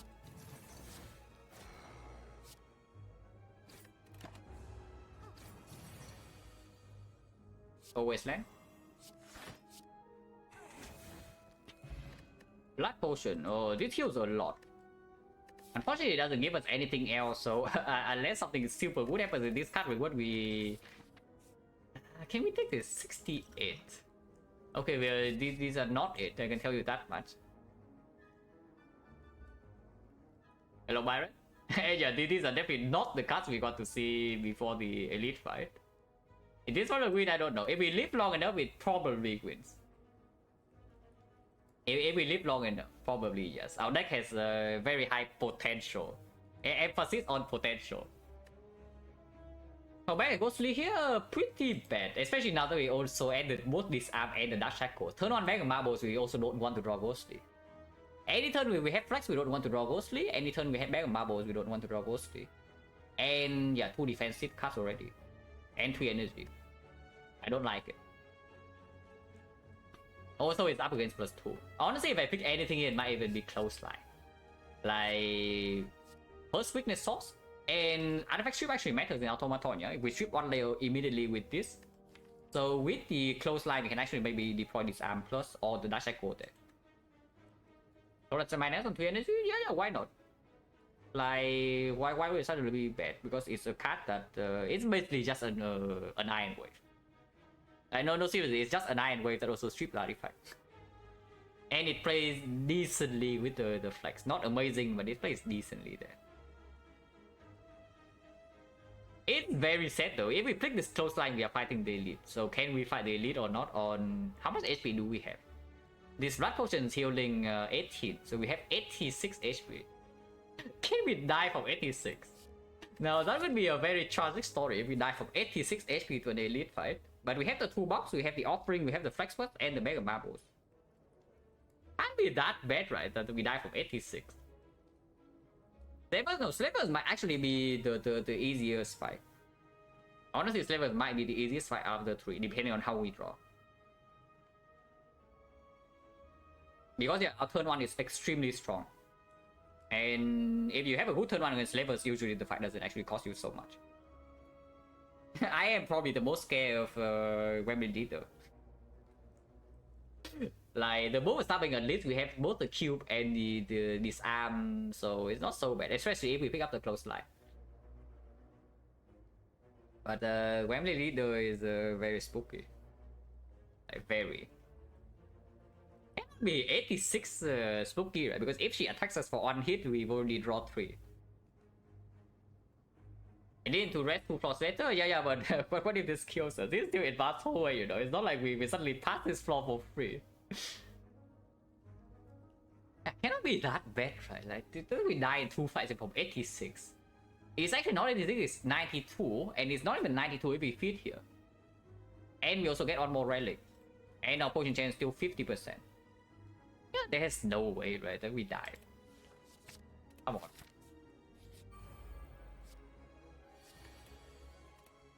Yeah, you want your Battle Trance Panacea, here's it, but we have to take the Panacea. Not for the Battle Trance, but for the Flex. If we can Flex Panacea in here, this fight is probably okay. With 4 permanent strength. yeah, 4 thought into the Unceasing Top, yes. Oh, we can do both. That's cool. So Armament's Panacea Plus into Bash or Close Line, we can choose. Vulnerable is more important, right? If we have the Dark Shackle to maybe block next turn as well. So yeah, we just do Armament's Panacea Plus into Bash.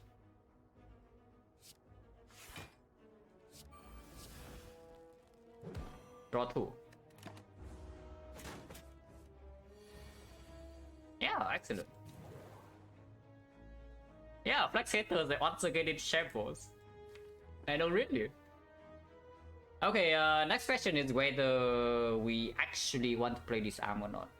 Yeah, crazy, I know. But maybe you don't even play this arm here. Because this is already 45 damage. And this arm doesn't actually play next turn. So if we kill over 2, the disarm blocks for what, like 2 damage. We probably don't even play this arm, right? With 4 strength and the thing already, and we can Battle Trance into offering still with another Panacea charge. And we just shackle in and triple attack.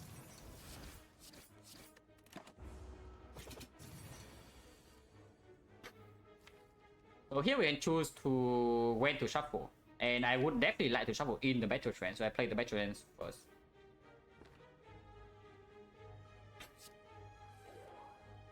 I would like to probably shuffle. I see what this is first and then I decide, yeah. If I draw into the armaments afterwards, it's still okay. I upgrade this.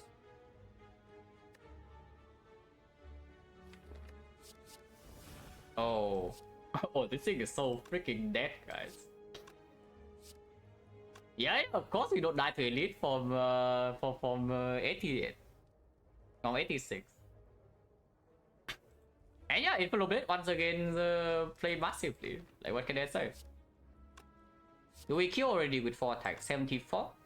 74, 89, yes. So offering alone is really killing. We don't need to shuffle in the bludgeon. Which says that I should offering first, so that I have a higher chance to redraw to armament. And we need the energy either way.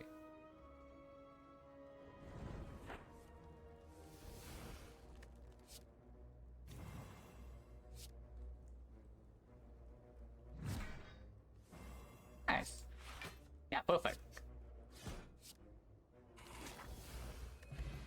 Yeah, Flex Haters in the absolute shambles after this run. Like, win or lose. No, seriously. Yeah, now here's the headbutt. Headbutt is back. And it's better than before because we have the much better, in fact, because we have the armament plus, we have the Battle Trance, and we have the offering and the feed. I mean, yeah, sure, Thunderclap Plus is green. We have enough artifacts already. Now that we added the close line minus. Both elite fights are AoE. This is not an AoE card though, like. I mean, yeah, it kind of is, but only if you draw your other AoE together with this. Otherwise, your vulnerable doesn't stick. And it's like, what, an energy deal 7. Yeah, sure, it's still. It's not worse than this. And it's okay into Automaton, but. Really now. No, seriously, like at some point, I guess with the feed in our deck, with the feed in our deck, we don't actually have, we don't really die because of too many cards. Because yeah, in Act 4, your deck is bloated, whatever, we draw like 10 with this when we face tank the hard attack. So it's true, like normally the die scenario, because you added too many cards, you don't draw enough in Act 4, is no longer the case for us. So we can actually take cards like pretty freely here, as long as they play for a decent amount of time. So when does this Thunderclap fall off? I mean, at the very least, it's good all the way until the end of Act 2. So is that good enough for me? Are we picking up Whirlwind or Immolate or something? Because if not, maybe it's okay for Retromancer too. Maybe it's not so bad. It comes with the free upgrade. Without the free upgrade, it's pretty garbage. It's still a little bit upgraded with the boot. But Flex Thunderclap is also kind of a combo, yes. Cheaper access to vulnerable with the Flex is pretty welcome. Yeah, you can strip artifact. Stripping artifact is very good, as we say, because we have disarm and shackles. It's okay, it's not so bad. It's not so bad, I can see it. Pretty sad though, but if we sleep long enough for the feat to happen until we are maybe 150, 160, then it should not matter. It's okay.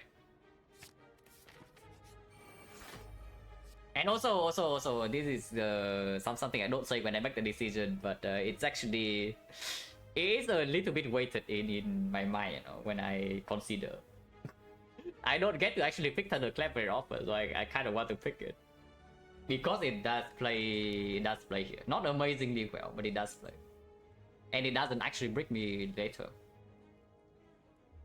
Yeah, like the deck already has a freaking Flex, and might as well go all out, right? The bomb, also known as the feed stopper. If I start, yeah, it's true. I don't think I have lost with this card on stream yet.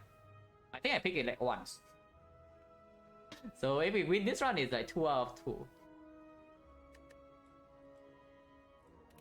Flex I have also won one run with this, never lost. So again, if we win this run, it's like another 2 out of 2. It's still the bomb, right? Yeah, our deck has 0 AoE, and this thing actually is trouble. Like, it has freaking 3 artifacts.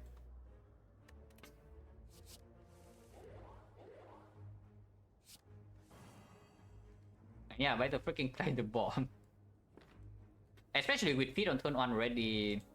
Do I want to strip artifact? Because we can still Thunderclap into Dark Shackle this on turn 3, for example. It is possible.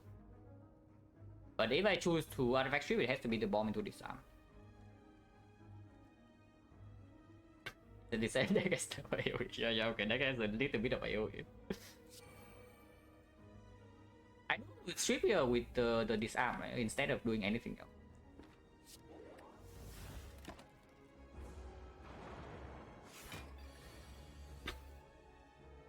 Cringe. Well, I guess we can Dark Shackle the other way. Next turn we suffer, basically. Yeah, next turn we suffer. That's the short version. And if the Unceasing Top is, I'm really considering not playing this Flex to not proc the Unceasing Top. Should I do that, or is that stupid? Because even Seizing Top draws into, let's say, like Thunderclap, maybe Armaments or the Infernal Blade, and we cannot kill this next turn, we are in big trouble.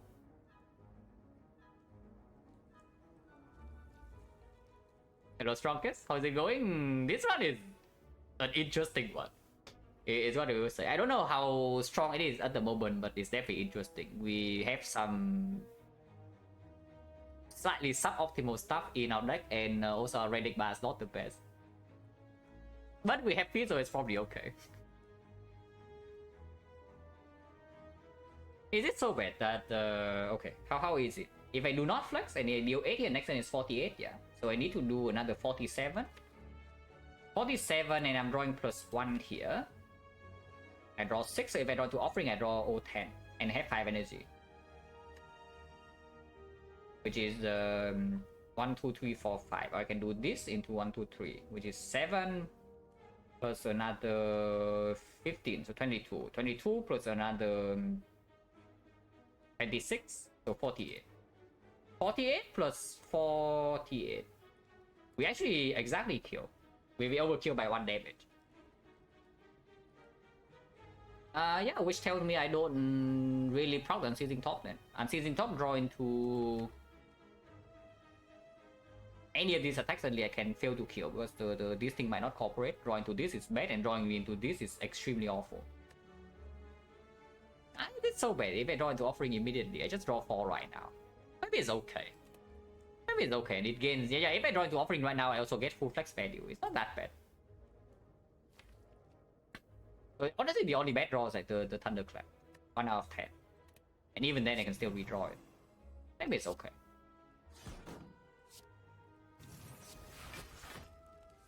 Yeah, that's good.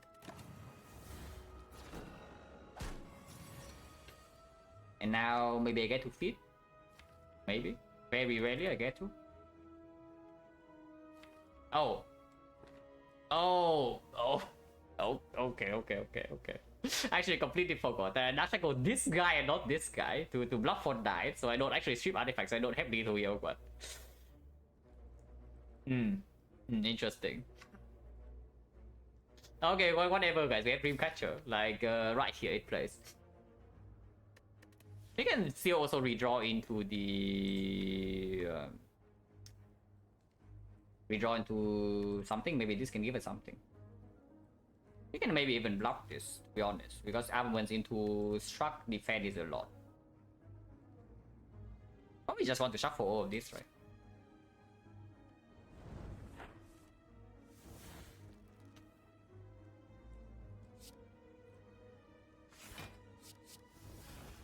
Oh, maybe we don't even need to do the thing. Yeah, we actually just kill. Don't draw into defeat. If we block this, we are taking only 2 damage, and then we get the feed is positive. Actually, we take only 1 damage. If we Thunderclap here, it dies to taunts, so it has to be strike plus on the sentry. And yeah, the fan plays. Like 1 damage. I don't know, we don't have taunt. What am I talking about? Okay, whatever, ignore me, guys. Yeah, ignore me, guys. Whatever, like, it doesn't matter. Bot weakness? Actual strength scaling, yeah, combats with the cube, like mega hyper synergy. Insane. We discard 1 card at the end of our turn. Every turn. Isn't that cool? Draw 1 into discarding immediately so that we get headbutt in fact. We don't have a headbutt in your deck though. Small weakness with the cube is slightly stronger than usual because we can land it more often in the hard fight and way faster.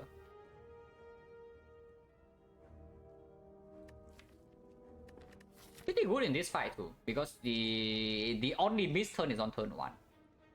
Turn 2 automaton attacks, and then the other turns also minions attack. It's okay. And of course with high max HP, we also very much are open to Reaper. Of course with Flex we already can pick Reaper, and with this now it's even clearer. Don't need to rest yet, so we can upgrade, and I would definitely like to upgrade our Pommel Strike or the Offering, but probably Pommel Strike first. Offering is already draw 4. If we upgrade it, draw 6. Draw 6 is still good though, is the thing, because we draw 5 cards and we play Offering and we draw the full hand, but it's not amazing. So it is very good with armaments, basically the Offering upgrade, but it's not amazing if we draw with the cube from the turn before. Like if our hand has 5 cards, only the Offering upgrade plays full. But if our hand has like 6 or 7 from the cube, then it overdraws. So yeah, Pommel Strike upgrade also gains 1 damage. It's not like 1 damage is never playing or anything. And this is recurring draw. This is like 1-time draw only. This is a recurring.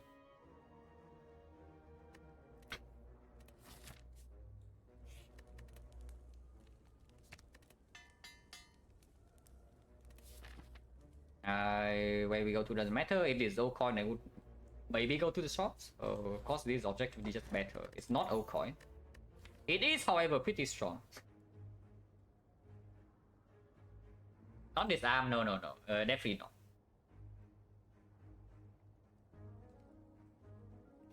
Especially when we have Dark Shadow in the deck already. I don't think this disarm is ever getting upgraded unless we have an Exhume or maybe a Brimstone or something. Otherwise, I would just take Dreamcatcher over this upgrade. I would take Draw upgrade over this arm upgrade for sure, and I would take Dreamcatcher over this upgrade too. Oh, this is strong. It's actually very significant for the short term because you see our deck, like what attacks do you even have? Yeah, Pombo Strike and Force Strikes, and this we don't even want to play with Vulnerable already.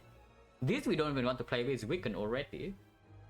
And then this Clip, which is yeah, going to be Weaken on Strike. We picked up the Strike Dummy in an Inferno Blade. It's a significant short-term power upgrade. The slight problem with this is, of course, opportunity cost is like a thing, but there's also cost key consideration, and we would love energy to go without thing. Cost key, however, if it's Pain is infinite draw, so one of the worst curses is suddenly like one of the best curses.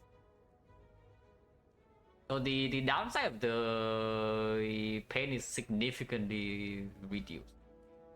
Yeah, this is like way too strong, right? With our deck currently like this. And damage against Automaton is like nowhere near solved yet. It is the thing.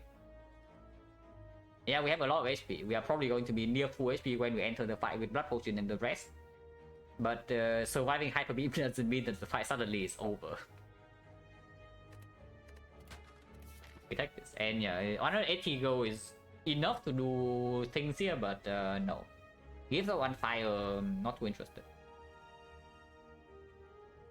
So we just take the whole affair first, because whole way is also more fit. More fit, more singing bowl. Okay, maybe I want to go to shop. Okay, we'll talk here. Like, do we... Panic button is blocking full this turn, yeah? But magnetism is plus 4 max HP.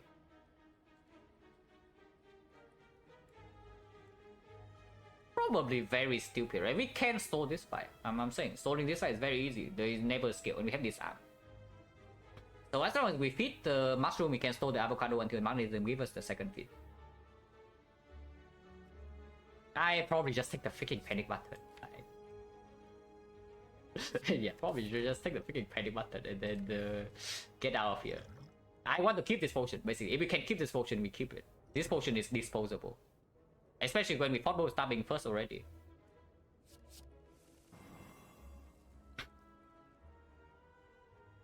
So still disarm avocado, right? Because next turn we suffer. In fact, I can even use it right now. What's the potion chance? 1, 2, 3, 4, 5. 5 we got 2 potions, so currently 50. Hopefully we draw a Shackle next turn. Still, it's like just close line here, maybe disarm here, and then panic button. The boot. And yeah, still disarm over strike, right? Even if strike is dealing at 13. And what about this? We are we resting or are we upgrading the offering? I don't think I upgrade Battle Trance over offering. Offering upgrade is strong. It is really strong. Especially when we have some burst things like this. And the spot weakness as well. It plays with all of these.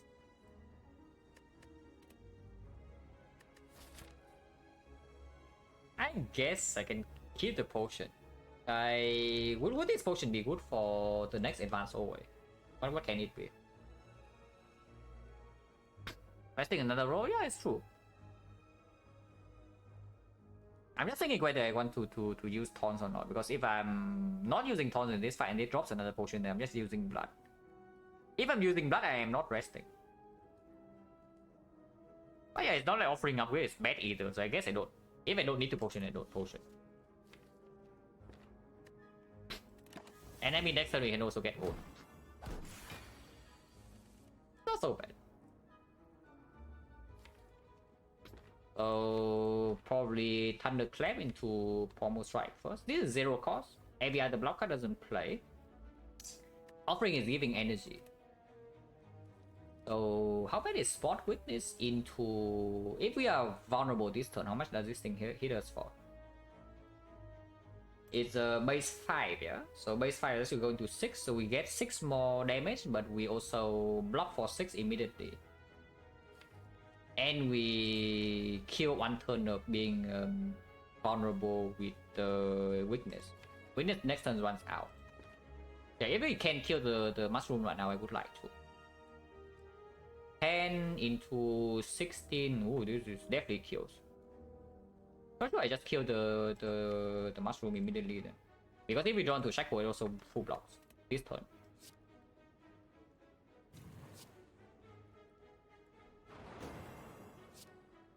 Actually, that costed me 4 HP, right? Because this can... Yeah, I forgot the ornamental fan. Yeah, actually costed me 4 HP. But again, basically I pay 4 HP for 2 strength. Or for 3 strength. Whether that's worth or not, no idea. Shackle is good. Want to reshuffle into Flex. We full block this turn now, right? Even if I just do this, it goes down. This is currently 11, so it goes down to 2, it goes up to 3, and then defend is full block.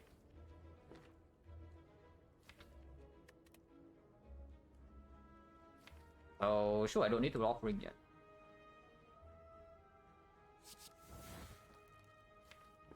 But this will be much better if I if I offering. Offering shuffle, I guess I'm gonna shuffle out either way. It's okay, shuffle out these strikes and defense cannot be that bad. And yeah, like this I can do even the boot plays again. This is way too much damage though. Don't get to feed plus probably, but it's fine.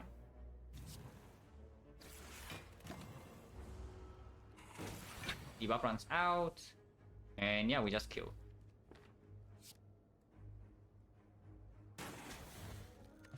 No potion, so potion chains went out 60. I mean, that's an instant click. I don't even care what it's on that screen. If it's not Reaper and not offering, I click the button that thing. Okay, maybe Shockwave I consider a little bit. Maybe Corruption I consider a little bit, but there are not many cards better than this that we can see. Do we upgrade it now? I don't think so. Like, this is still only draw 1, you see. Like, this draw is already providing us with the energy to use. So, for this upgrade to actually matter, we need to land it together with either the Pommel Strike Plus or the Battle Transfer. Because the rest of order is not even expensive. Like, you see these cards. They're all 1 cost. This costs 2. But this costs 0. This costs 0. Everything else costing 1. With the Strike Dummy though, I would say that this upgrade actually give us maybe like 15-20 damage potentially. Actually, it's quite strong. But again, it's up against a Dreamcatcher Rest with a lot of max HP, and we are still entering the Elite with a bunch of advanced swords. So it's not like these fights are suddenly free either. I take my Dreamcatcher. Yeah, I take my Dreamcatcher immediately actually. Dreamcatcher here is slightly better. Yeah, Dreamcatcher here is actually slightly better because we rest for more. And we can never die to 2 advanced swords with this much HP, and we are like, so much stronger than a few floors before. Treasure Map is also worthless, yeah, like 20% is a shop, otherwise it's just a 5. I don't even want to see a shop. So we probably take 2-5 first then, into the rest here. Yeah, probably just take 2-5 first. Point change right now 60%.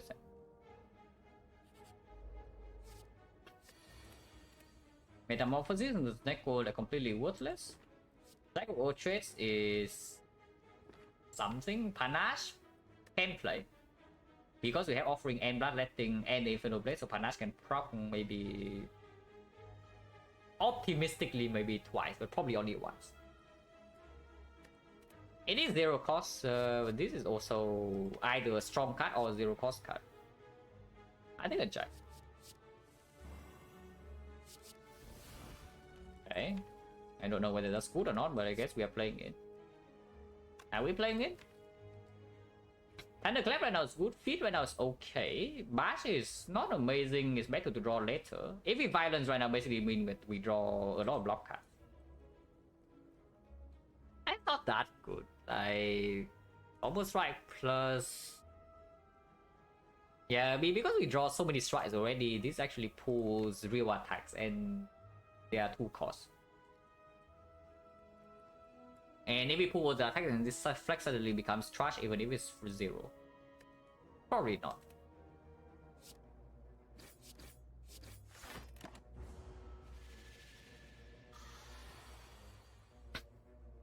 Okay, interesting. Yeah, interesting. So do we close eye for 3 or do we want to bet on the snack or not screwing us? Yeah, should have violence. Apparently, yes. Apparently, yes. If this is the hand that we draw, then of course we should violence. Yeah, could have had for 2 old energy. Yeah, no kidding. And now with these being 3 energy already, the next time we draw violence and we do violence, they are going to pull this at 3 energy. That's pretty annoying. Probably just take the close line, minus 13. And yeah, if we minus 13 here, then most likely Blood Potion gets used. So I don't really use a Taunt Potion. Of course, we still wait to feed. Yeah, Bloodletting was for cost 3. Oh, this is so freaking rude actually. Like, what the hell is this? At least next turn we are probably okay, but holy crap, this deco. And yeah, we cannot defend, right? So it's just Thunderclap Bash.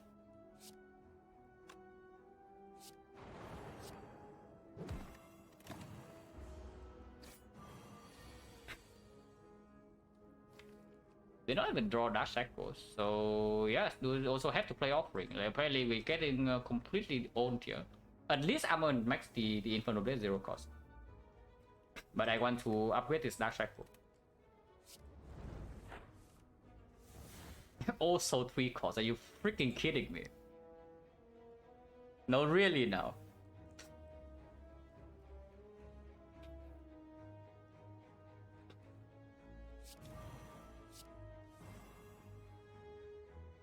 Okay, we can Bloodletting. Bloodletting gives us 1 energy here. Maybe kill? Yes, I can, but again, we don't feed. And we are not taking much this turn. Oh, we can actually kill if we want to. I can wait 1 turn for the feed. We are weakened, so we need to play 2 attacks. And I play 3 HP immediately. That's good.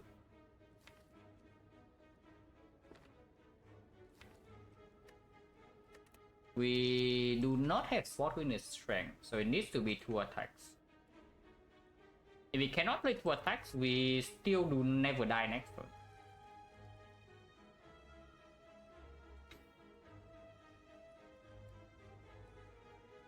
I want to try.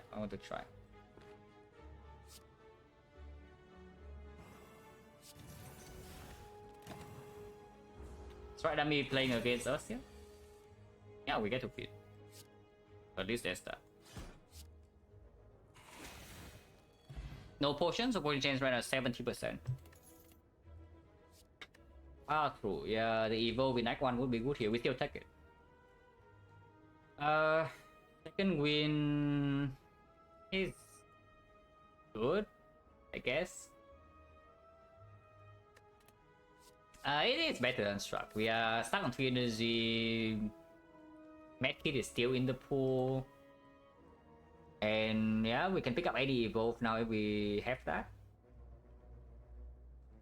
It just opens up like so many things. And in short fights, which is the most of our fights, I mean, it says the powerful energy block 50 on it. I better pick that.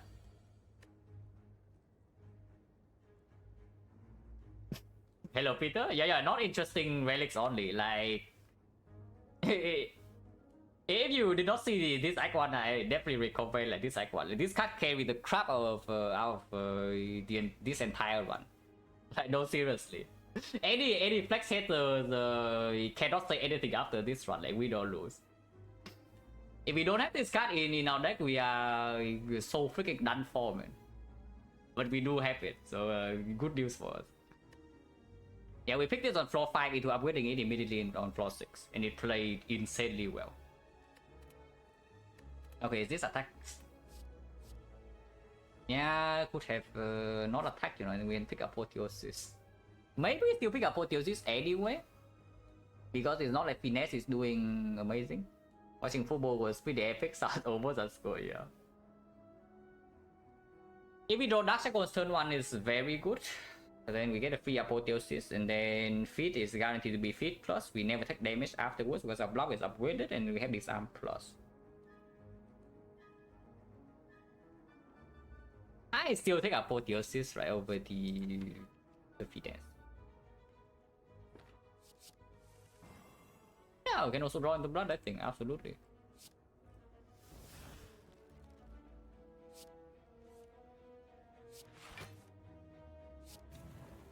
I mean, Shock Plus will be better than Power 2 here, but it's not like it's so bad either.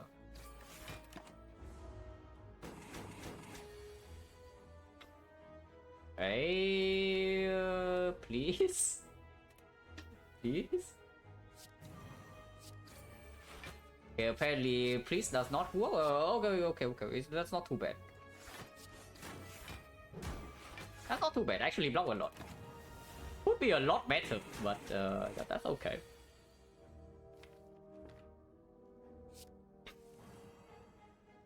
Okay, offering next turn is not ideal. I would prefer to not have to play offering from here, but we can also rejoin to Feet immediately. And it doesn't actually hit so hard.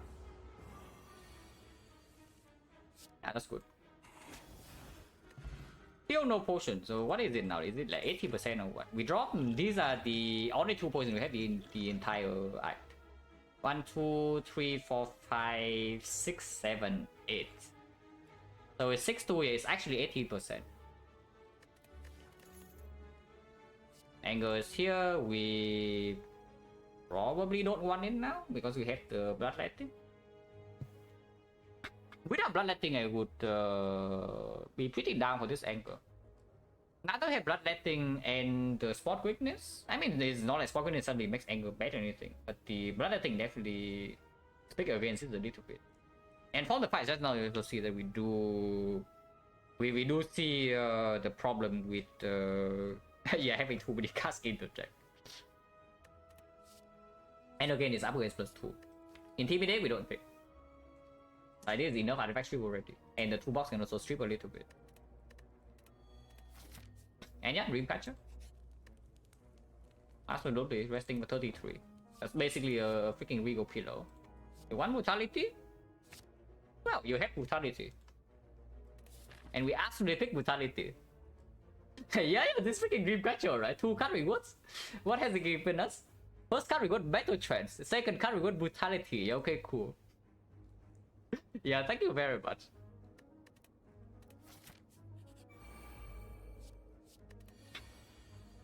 Attacking turn 1 is actually very good for us. I'm pretty happy that she attacks on turn 1. So, do we Magnet? Do we Discover? Do we just play Flash of Steel?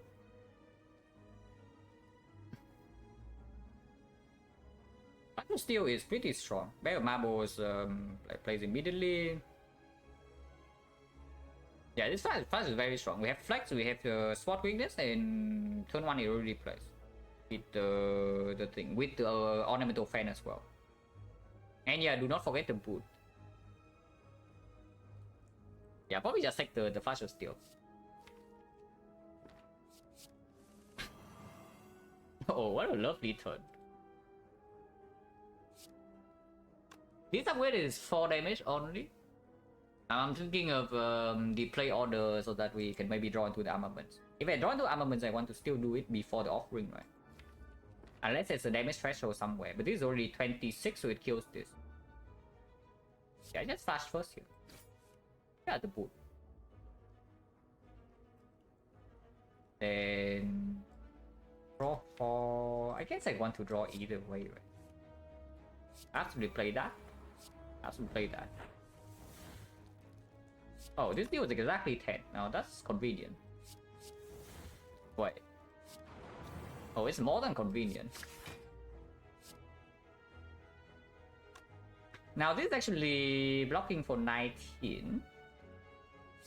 If we just spin fire this, yeah, definitely a wood turn, and it's not quite over yet. I'm thinking how much damage should we take here? If I just do double strike in here into fin fire, we take 0.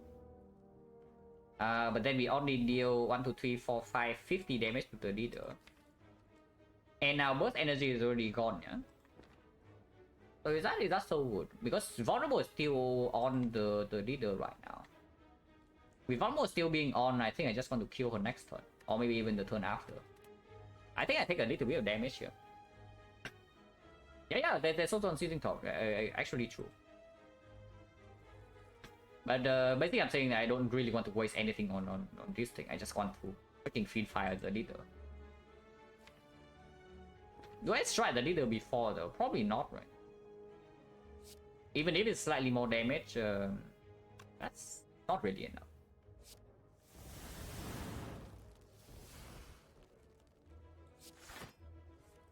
Okay, it's fine. This is taking exactly 1 damage. So we draw 8 cards next turn. Drawing feet here with armaments probably cannot kill them. Then we can do Bashi, I guess.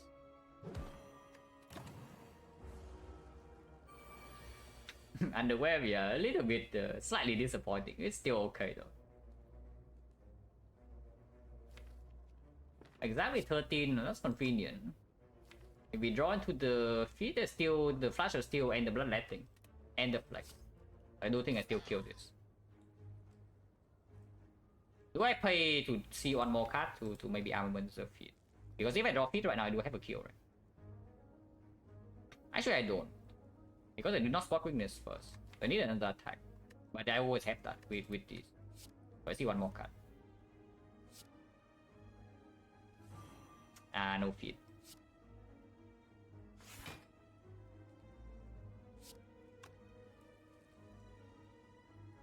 So if I flex, is it too much damage? Is this 11, 16, 16, 15? So no. Next turn I always have feet. And no passive damage or anything. Yeah, she's guarded. Doesn't matter. I always run to the feet and always enough.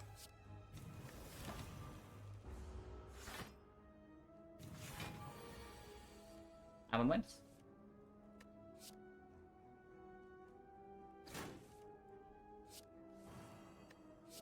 Very nice.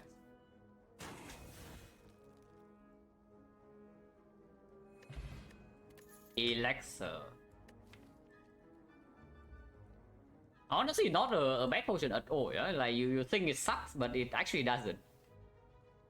It's just a little bit. I don't know whether I should drink my blood potion and then keep the elixir, or I should just rest again, throw away this taunt potion and then keep the blood potion and the elixir for boss fight.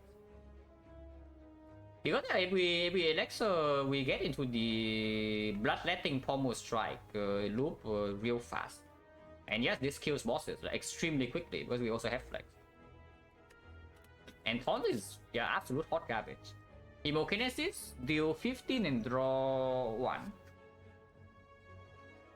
Think that stuff? Yeah, like it's the impact of the elixir is not super apparent.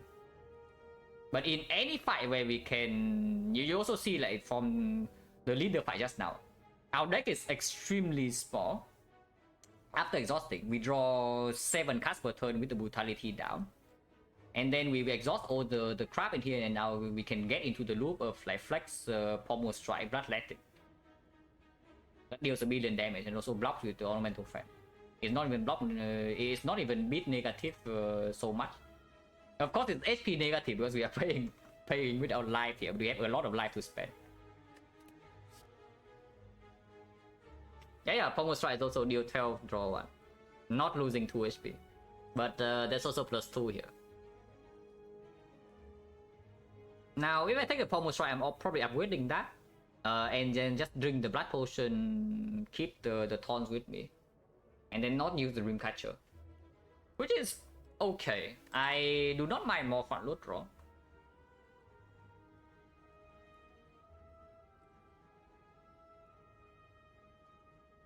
In a way, but actual feat has been landing pretty nice. Yeah, we also get to armaments the feat like pretty often too.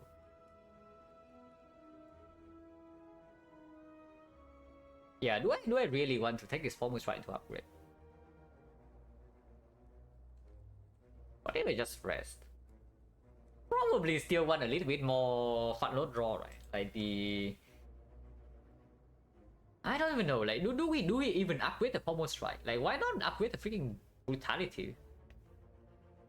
If we make any card draw upgrade, like Brutality on turn 1 just freaking draws 2 cards every turn. Like why not do that?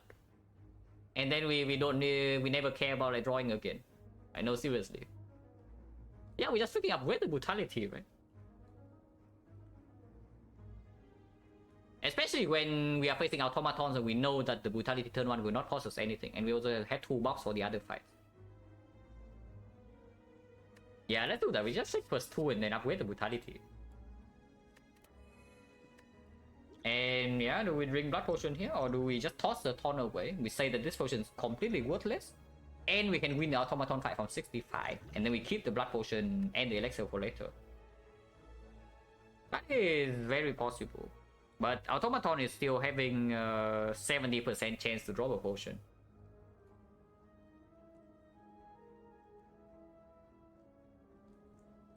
It's not like the taunt potion is doing nothing in that fight. It's not doing much, but it's not doing nothing. Maybe Blood Potion is not that important. It's strong for sure, but it's still a common potion, and we have the we can always Dreamcatcher in Act 4, so we have full HP there, and then I mean by the time we get to Act 4, this should not matter.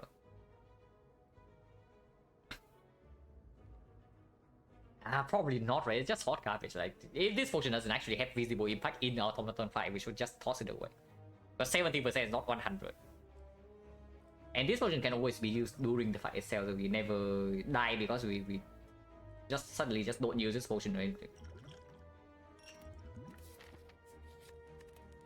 Yeah, let's have a Brutality.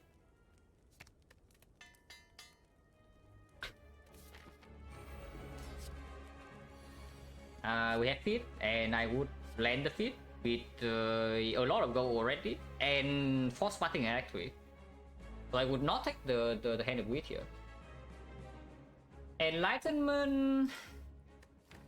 Turn 1 it doesn't actually play because we have the thing. We have the Brutality in our hand, so it doesn't play very often. Afterwards, it discounts at 2 cards. It discounts the Bash and discounts the Clothesline. Not amazing. On the other hand, Panic Button maybe lets us block Hyper Beam. Okay, let's just take the Panic Button.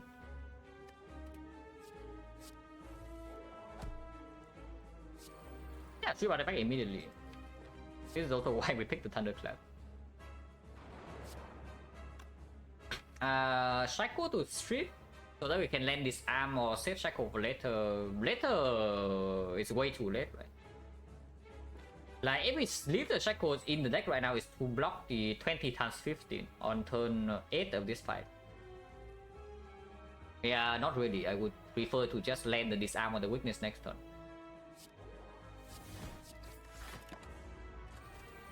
Or even the Bash. Yeah, picking Disarm, like right here.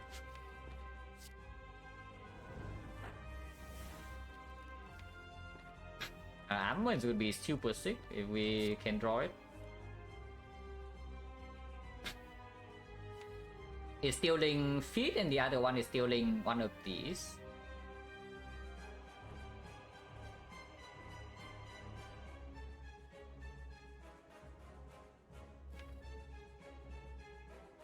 bash actually does not matter too much. Yeah? If we get upgrade on the clothesline, it's okay. Yeah, we get the upgrade on the clothesline better than on the bash. How much energy you can spend here? 1, 2, 3, 4, 5, 6, 7. If we draw this, it's 8. We don't care about the bash. Maybe just do a strike or even a defense into the pommel strike. Probably a strike though, because it blocks with the clothesline as well. And I want to get back the uncommon card. I don't care about the feed.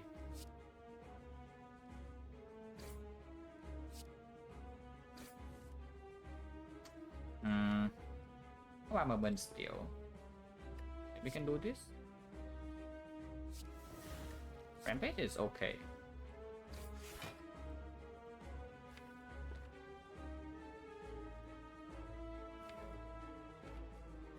Now we will still spot weakness, which is a little bit annoying, but still fine. I did not get it. Yeah, spending one more energy puts us into the awkward spot, so I guess we don't get to armament the entire hand here then. But we still get to armament, some strike and defense, we shuffle it out. That's pretty bad. Now, if we're going to spend elixir to win this fight instantly, we can do that. I would like to save this for a better day. I think this potion is stronger than this potion. In most fights at least. So if we use one potion, here's the blood potion. And then, yeah, clothesline. Weakness now actually does not matter too much. Just disarm here then. I guess taking some damage here is not too bad either. Like if I don't actually block this at all, and you just do like clothesline strike here, I don't get spot weakness stolen, and maybe I can spot weakness here next turn, and then draw another +2 cards of armaments. I get to do an armaments on like 9 card hand. That's really strong, right? I should just play the HP.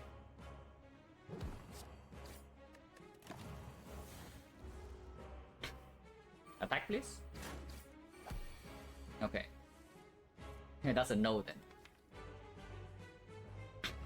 Yeah, we up armament this hand, and then I guess we can bash here.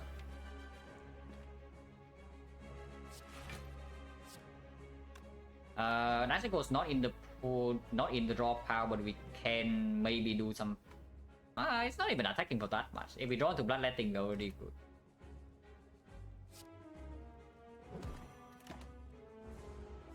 Maybe we should have bashed this guy. Yeah, maybe we should have bashed that guy actually. But now I do want to reduce his HP a little bit. Now we get to Thunderclap anyway. Suffer. No flex.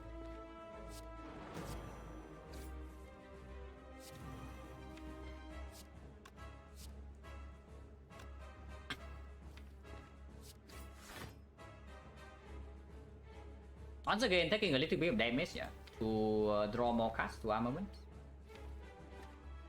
Still in zero danger of dying in this fight.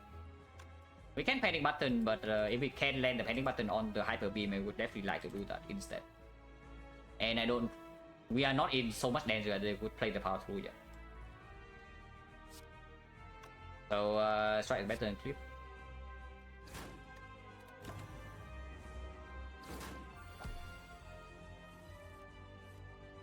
Okay, we don't get to panic button, but we land weakness at least. We also miss the bloodletting, which is pretty annoying. We do it this turn. No armaments, doesn't matter, right? Then vulnerable, and then kill rampage, I guess. It's still weakened, and we have upgraded the block cards potentially coming up, so it's fine. Yeah, like right here, we don't even take damage here, right?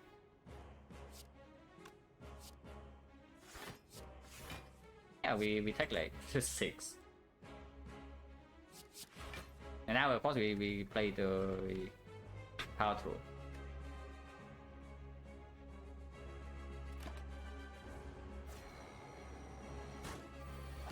I'm pretty behind because we missed like every single spot weakness here, and apparently we also missed every single panic button.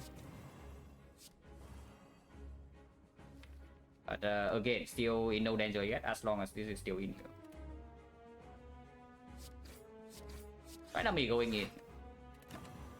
And Flex also going in again.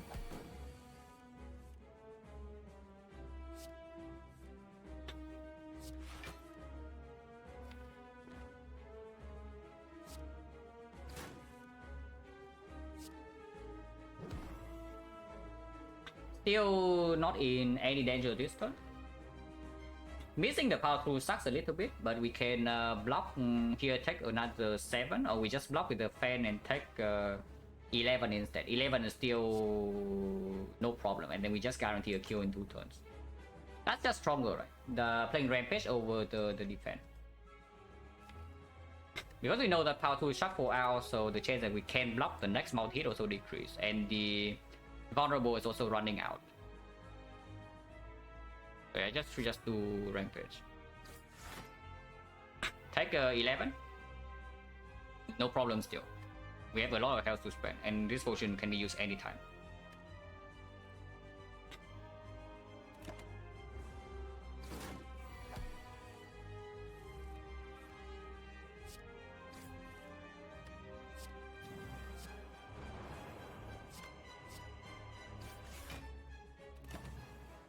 Again, we missed the panic button, so apparently panic button just literally never lands, but we get to do Feed Plus here.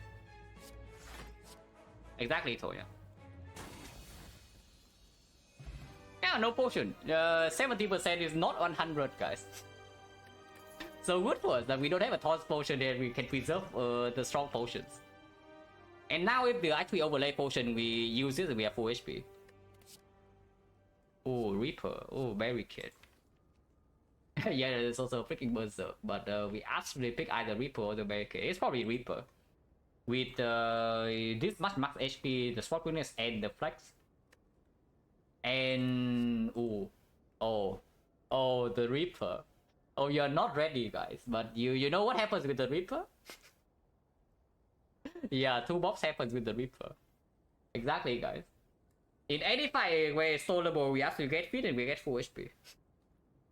It's a little bit more difficult though, because there's the Mercury Hourglass. Yes, this relic's briefing. But some fights we can still full heal.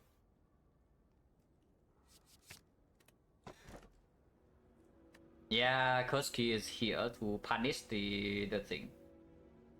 The moon, yeah, sure, that's also the moon. Guardian, no, Darklings we can do it. We can do it in Darklings, we can do it in Awakened One, we can do it in the base war fight. He's fine, is it really? Force parting? But I mean, I already said it, that the Pain, no problem. Pain is actually a good card. So there's only, what is a bad curse? We don't actually have any exhaust at the moment, yeah? So, if it's a bad curse, we are stuck with it. Runic Synergy, yeah, sure. We can also pick the Dome. Not the worst though. We have a lot of max HP and a big Reaper potentially, so it's not the worst though. It's not the best Dome either.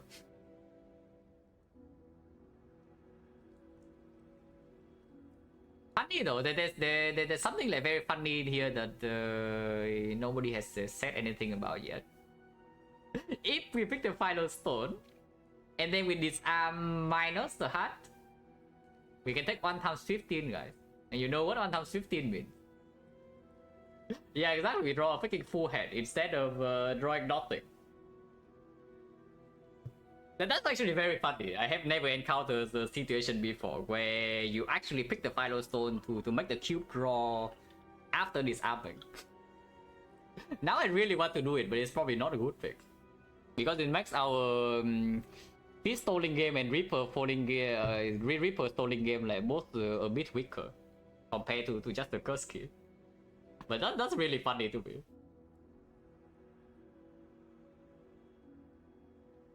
Yeah, just take the key. And yeah, we are missing 26 HP. Good news. This is still here. Taking Brimstone and Barricade deck. Yeah, you also need the cube before though. Okay, where is Burning AD?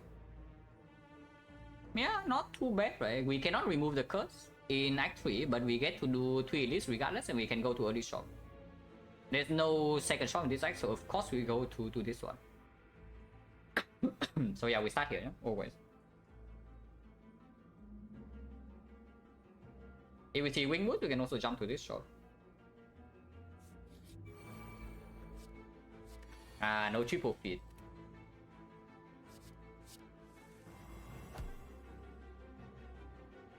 Reaper, however.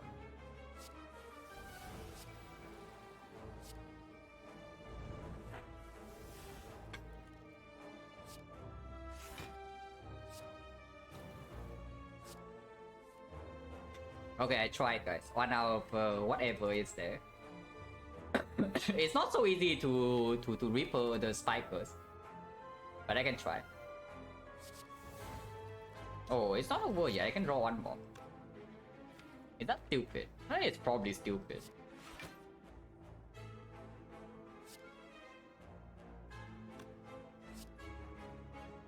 That is so much damage.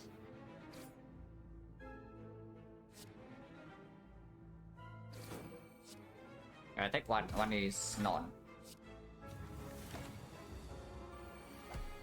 Can draw on spiker? Yes, I can. It's true. Need to play 3 attacks, which we don't really have. I get to wait for the hourglass, right? Can do this one. We draw 7 per turn already.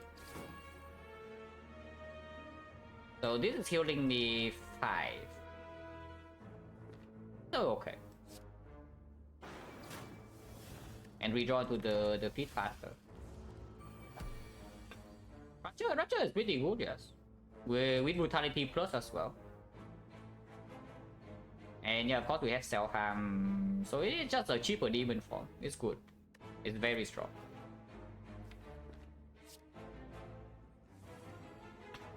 Okay, we feed them. No potion, 50%. Dual wheel feed, so dual wheel reaper.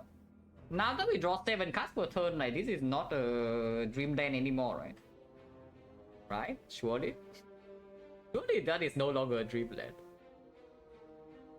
Yeah, drawing 7 per turn, we have the energy. Cannot be so bad. The first dual wheel with both Reaper and Feet in the deck.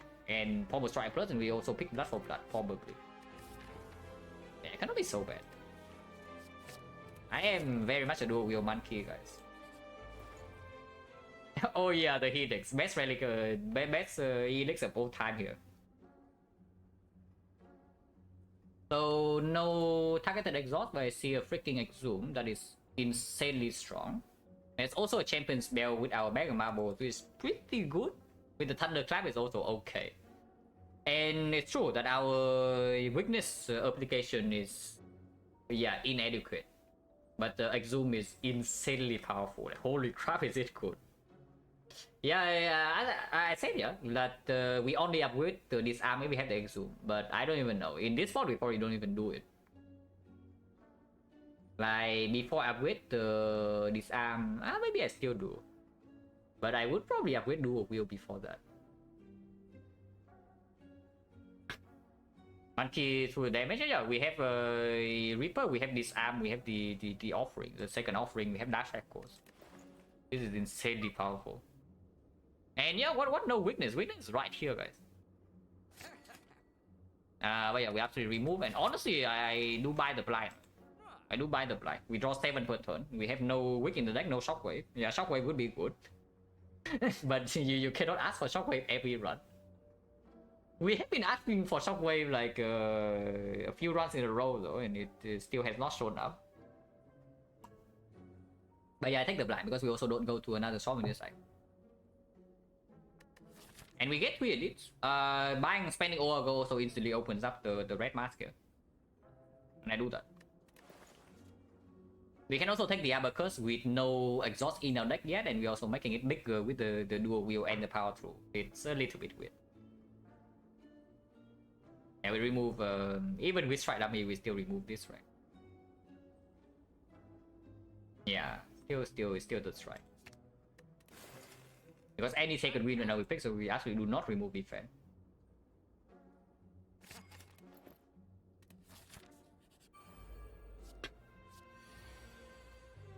Hello, am I winning? Hopefully yes. Like running into Act 2 was a little bit weird because this is a relic bar, and our deck was also not exactly having a lot of damage, but surviving Act 2 in this shape is looking pretty fine.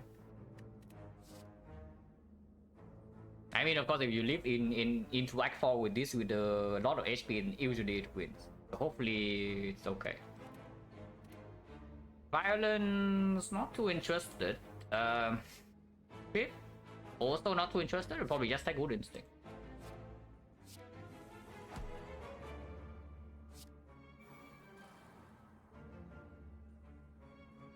Cannot gain block with ornamental fence, so we actually take a bit of damage here. Yeah, I guess violence would maybe pull pommel strike that we can block a little bit more. It's fine.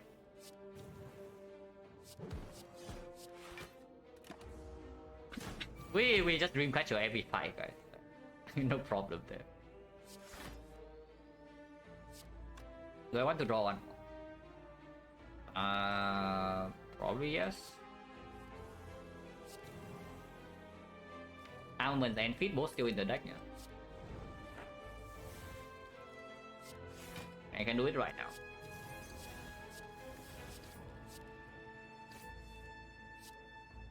Maybe should have waited for Reaper, but this fight is a little bit too weird. And here we get full value of the Blood Potion if we want to. Catalyst is a pretty good potion. We actually take the second Battle Trance. Yeah, there's a true wit here, but that's never getting upgraded. Third Battle Trance I could not pick, but second one absolutely still fine. Yeah, I guess we do drink this thing and take the Catalyst. Catalyst spot is not so bad. With the Exhume even a little bit stronger. Fire is good, yeah. Fire is good. Upgrade is already strong, and if we don't have any upgrade, we can also still absolutely take the Dreamcatcher. Question mark is not terrible. If we go this way, you get 2 question marks. This is 1 question mark, 1 whole way fight, 1 elite, so we effectively trade 1 question mark for 1 fire. 1 question mark for 1 fire. It's still the usual thing. Red mask is slightly better than usual, but only if it's here. If red mask is here, it's already bad. So the question mark, like this question mark is equal, and then this question mark, red mask is no longer even a hit.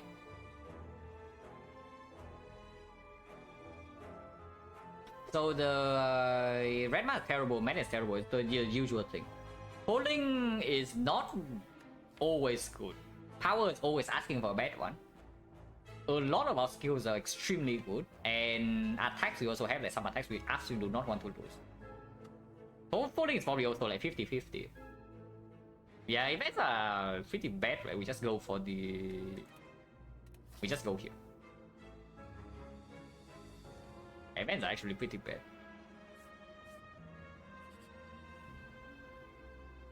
Well, good thing we have blind now deck, guys. So this is where we say goodbye to the close line. We still keep the defense in case of second win. Any second win we pick, absolutely. So this is where we say goodbye to our close line. It played Automaton, though. It actually played like, very well in the Automaton fight. So no complaints there. Spikers. So they counter our Thunderclap. And no Cliff. Absolutely do not pick Mayhem with that.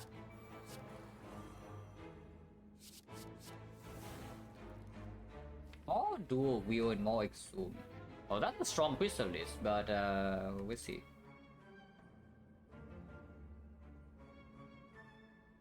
Triple feeding, yeah, you think we're triple feeding this fight? I mean, I guess we can try because we can rest here immediately. There's two more fires there. We only need to recall one, so we can rest twice in this deck, which is plus 70, like 75, 80 or something. I think I want to play on disarm though. So maybe disarm the higher HP one. And then just do strike here.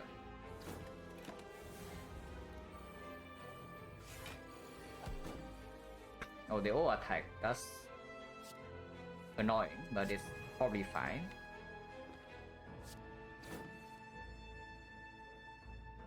I mean, I hope it's fine.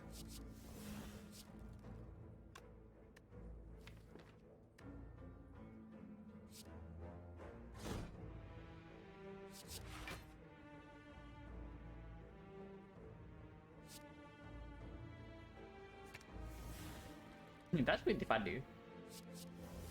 Oh, really? Not taking too much this turn, but next turn can be a pretty big pain. And do with the feet.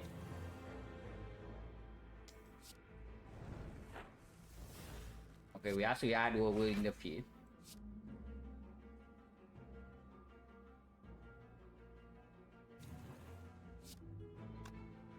Are we dueling the feet over the Reaper? I guess we can do both. We are taking like a lot of damage if we want to do that, or I'm just telling you. We are taking a pretty insane amount of damage if we want to... it's not that much. We just play Reaper immediately. Yeah, it's actually true. If we just play Reaper immediately, it's not even that much damage.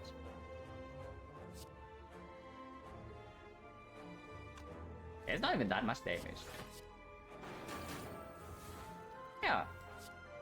It's like no damage at all actually. And now we have 2 more feats. It's just that feeding these guys is a little bit annoying. We still have 1 Exhume, right, for the Reaper? And I mean, we can spend our health freely here. Not very good.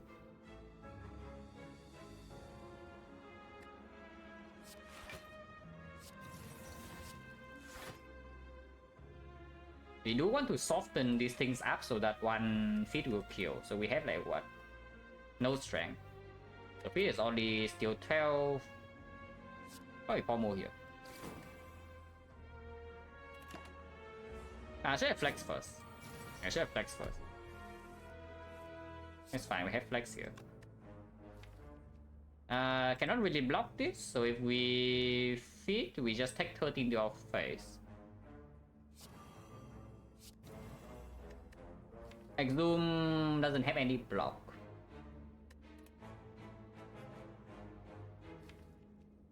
How bad is 13? It's not that bad.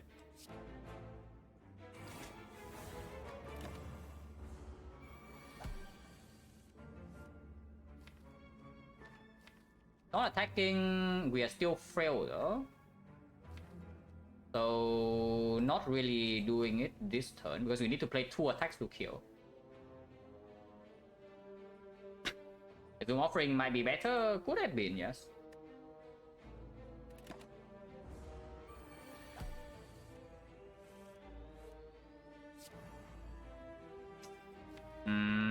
We have 1 more Exhume, so we can actually Exhume the feat plus if we just block here. And I think just better because Frail also runs out.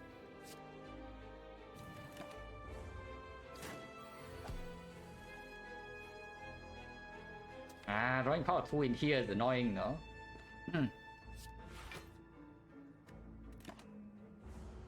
We are still paying 1 HP per turn, by the way, when this is all this is happening.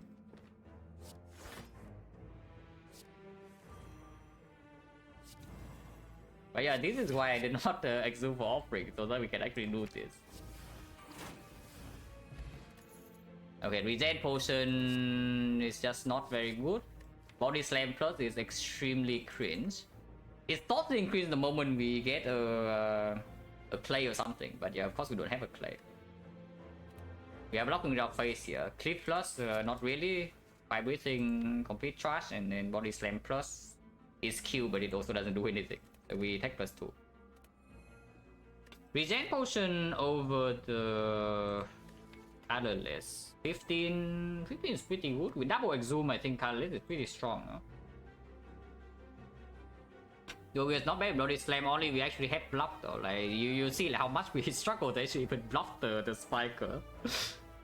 Like what are we blocking with to gain damage with the body slam?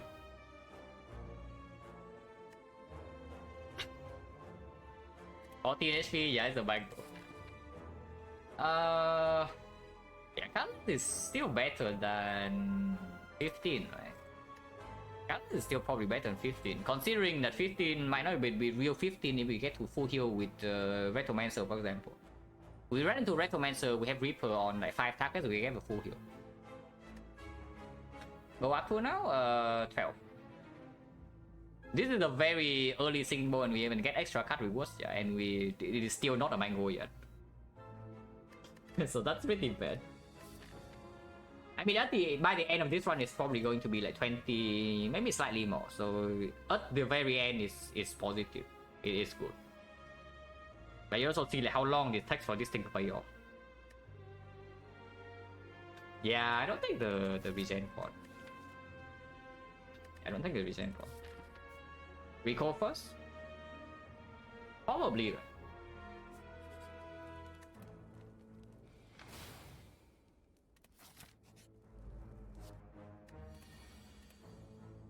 We can Panacea Flex. As again, 4 permanent strength so that the Reaper hits stronger. We have the boot in this fight. So this thing thinks that he's outplaying us next turn, but he doesn't know it. Maybe we don't know because we cannot block 45.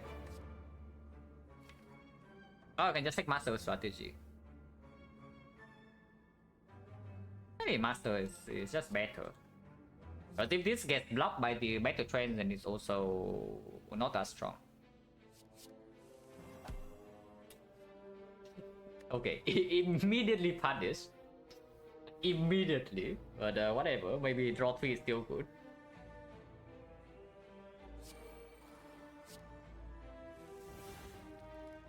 Oh, we even missed Spot Weakness. And Shackles. At least we land this arm on turn 1, but that's not very good.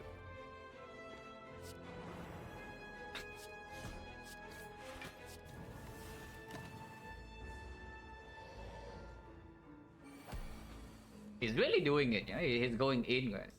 At least we draw power through this turn. Hopefully we also draw the blind. If not, I'm willing to potion.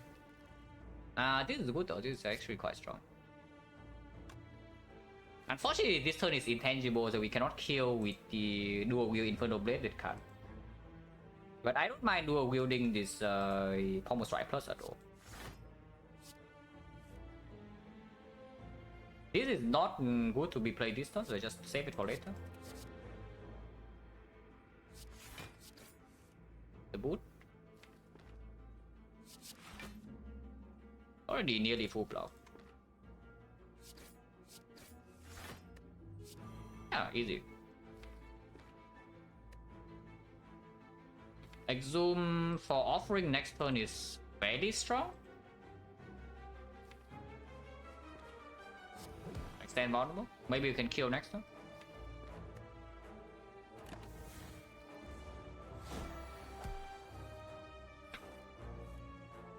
Bonus miss again.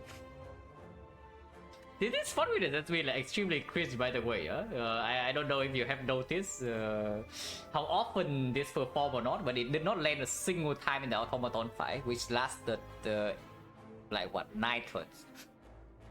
yeah, it lasted 9 turns. This did not land even once.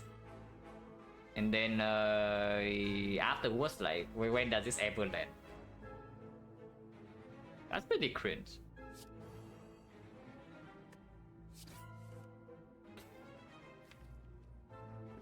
I do get back the offering. Oh, drawing into all block in here is also not good. Oh, we have literally every single block card in our deck here. Voting 4 energy and next time we get attacked. Oh, really now? Okay, what the hell is this draw order? Where's my bloodletting plus? Where's my Pommel Strike plus? Like, where's a freaking flex or like whatever here? Like, come on now. Yeah, could probably do this though. Oh, now you give me blood thing plus. Yeah, okay, cool. Thanks. Well, hopefully it doesn't outplay us completely next turn. Yeah, he doesn't. That's okay at least.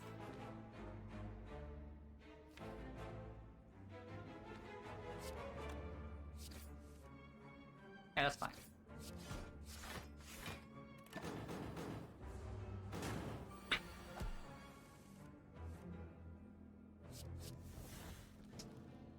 Oh, really?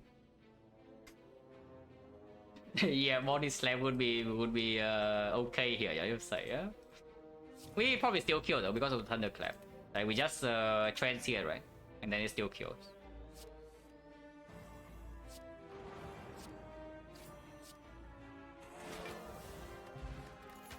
Meat on the bone.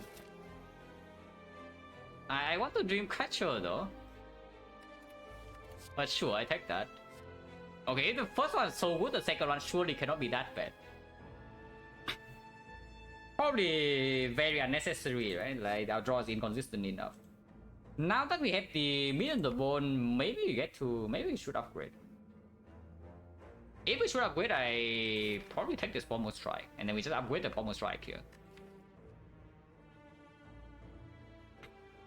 We still want to rest once though. I think we want to rest in Nightfall. Yeah, I think we absolutely want to rest in the Nightfall fire. But before that, we get to do 2 upgrades. With the energy from the Kuski already, don't think Bloodletting upgrade is that important. Almost right upgrade is good, and after maybe it's the dual wheel. Maybe it's the disarm because of the exo. But we'll see. I think I take this though. Cannot fit, so very cringe enemy. Still take this though.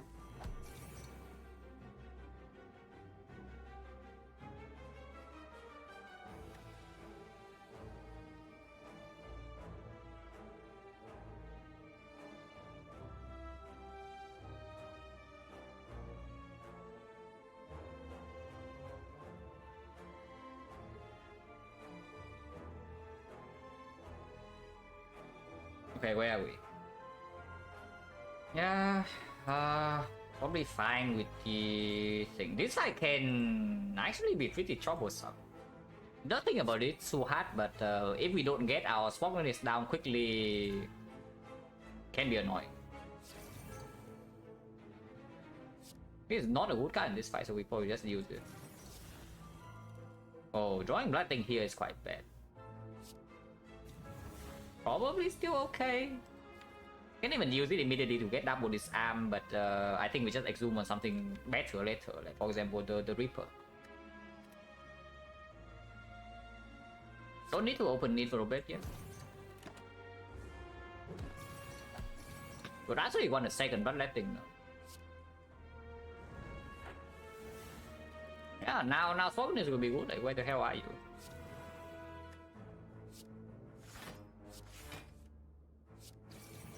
Yeah, good order. That's pretty bad. Hopefully next time we don't get like completely owned here.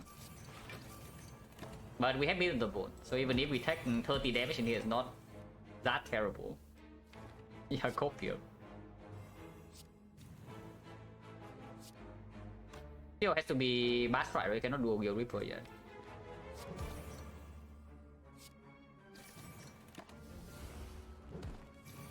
Ow.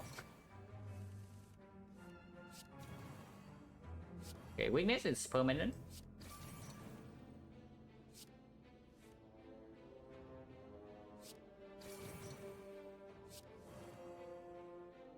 Can do with this Reaper now, would we... I guess it's okay.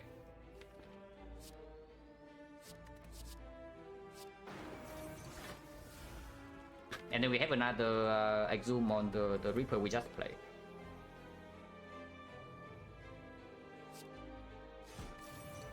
Let's play Infernal Blade to exhume that, maybe, but I don't like it too much. And exhume the Offering or the Reaper here. Honestly, I should probably just exhume the freaking Offering. Yeah, I shouldn't just freaking exhume the Offering. to apply the last two vulnerable like cleanly.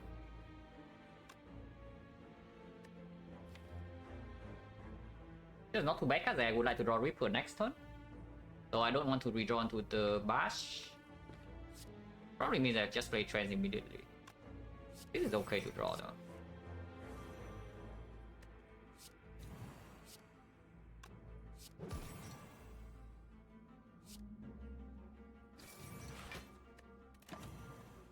Yeah, now I want to draw the Reaper with Bloodletting or something. Okay, okay.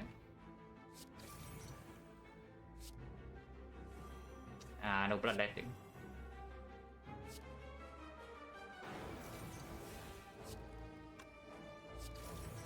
So we'll still take a little bit here, but we mostly heal back.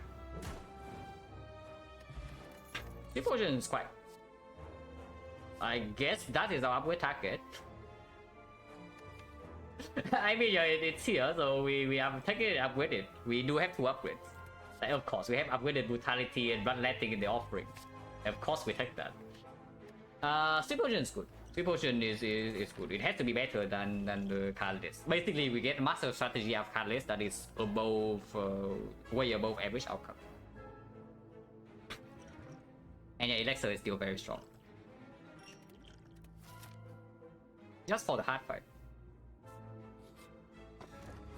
Oh, I am so sad, guys. The freaking Strike Dumpy. The freaking Strike Dumpy is costing us 2 strength here for free for a freaking Reaper. But yeah, we have to kill this, unfortunately. I'm so sad. Oh, that would have been so cool. And then we can remove the another like clip or like strike instead. Yeah, DK Rupture. Rupture still definitely better than the bomb. Purity is okay too, but on turn 1 it doesn't actually land. Oh, the boot. Look at that. Will we almost try right now? Probably.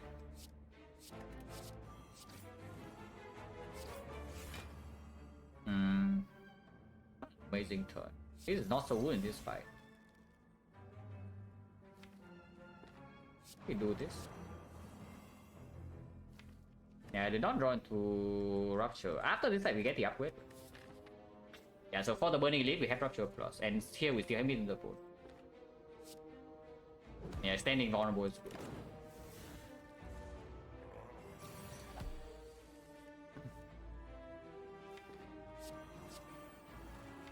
So unstrength per turn, not the worst, not the best, but we also still have Bloodletting that we play on side.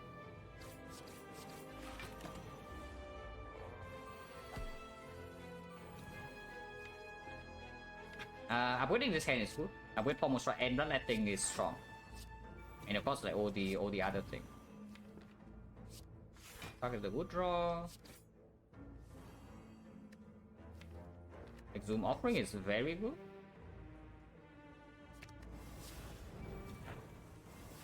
Because if the slow is enough, I even play Reaper right now. Yeah, redrawing into Bloodletting would actually have been huge. But not redrawing into it immediately is fine too.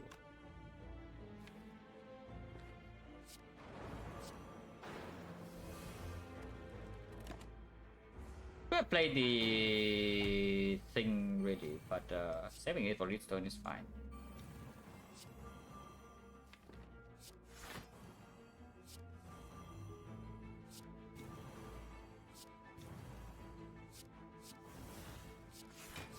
I mean, it's dead. we don't fit if we kill it right now, so do I even want to kill it? It is like extremely dead. I cannot save it here. If I play Feed Fire, it's done for. The moment I play Feed Fire is dead. Even if I play 2 cards before, it still dies. No need, right? Yeah. There's no need. We just do defense strike. Honorable still on, and with the we always have a kill here. Just I want to draw it into the feed, so hopefully this is enough. Nice. Maybe get to armament. No, don't have enough energy, so it needs to be bloodletting armaments, but maybe there's still a small chance. Okay, not really. When a real fiend fire. If we say the elixir is so good, this cannot be bad. And we even have the unceasing fiend fire. We draw 7 per turn. Anytime we have offering, we have a full hand, and then it's skill strength like times 9. This is amazing.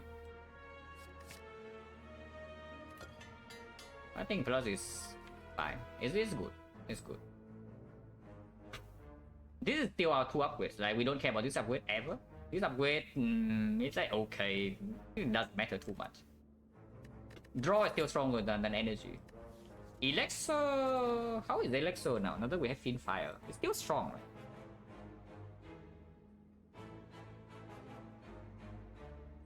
And this is mostly for a turn where we don't draw into Bloodletting or Offering, but we get to dual wield the Pommel Strike plus.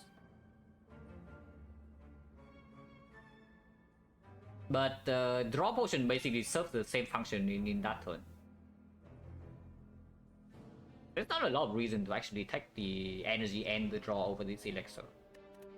I'll probably keep the potion as they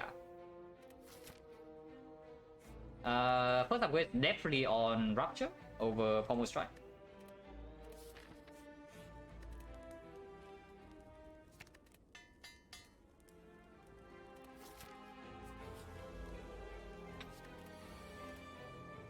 Diamond for Thought Metamorphosis. Trash. Yeah, this is quite bad. Metamorphosis cannot even give me. I guess they can give me something like drop kick or Pommel Strike, so it's just positive. But otherwise, just breaks my draw.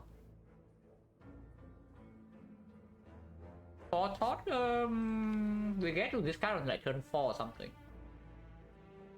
What card would I like to Thought? There's only Spot Weakness. Maybe a Reaper? Yeah, maybe a Reaper so I can do a wheel 0 cost. Enlightenment Minus just doesn't really do anything in this deck. Let's just take the photo.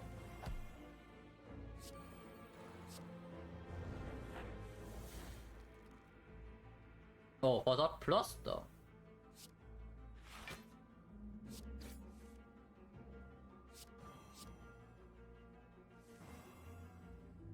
Yeah, for that plus though, we can actually put the Reaper at the bottom, put the Struck on the bottom, put the Powerful One at the bottom, and even the Battle Trance. That's actually not so bad. Like, yeah, this doesn't actually look so bad, right? And we have these cards at 0 at the not wasted in the first cycle. The boot.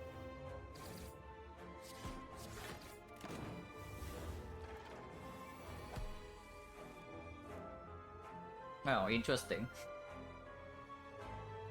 I'm sure it tries its best, guys. Like, do not make fun of it. Like, come on, guys. Do not make fun of somebody who's trying their best. Even if their best is a little bit inadequate. Just a tiny bit. The funniest part though is that we actually might still take damage from this hit.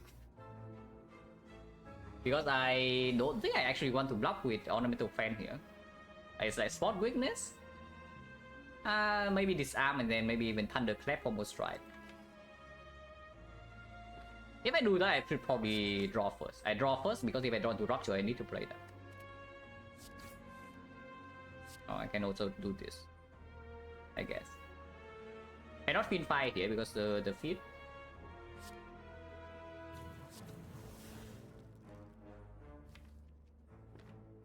I guess you just do it with the feet for that to easier to land over. Wasn't doing nothing without Sword Victors, yeah.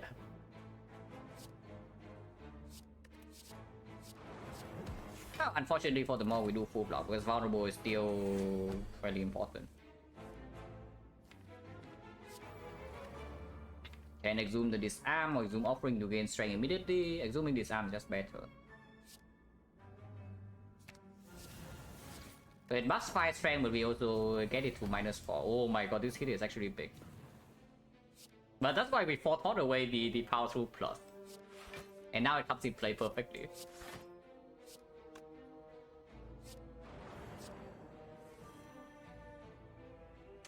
We have another feed, right? Yeah, we do have another feed, so we can actually feed fire this whole hand.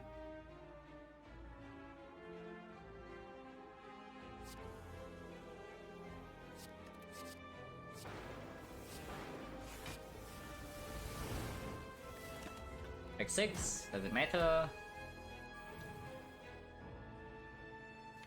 It's not feed plus. Oh, or is it?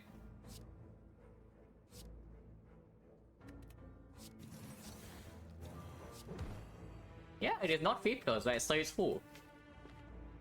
Don't think I want to do strike here. Next turn is buffing, and then I still need it to be able to play the pommel strike afterwards. I know the armament's on the bottom, so hopefully it can land with the feed here. I always go over 2 anyway. Okay, okay. Always land. Yeah, that's very good.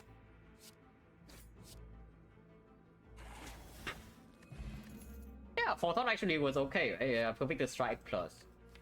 Perfect timing, guys. Nemesis. Last time this guy kind of owned us.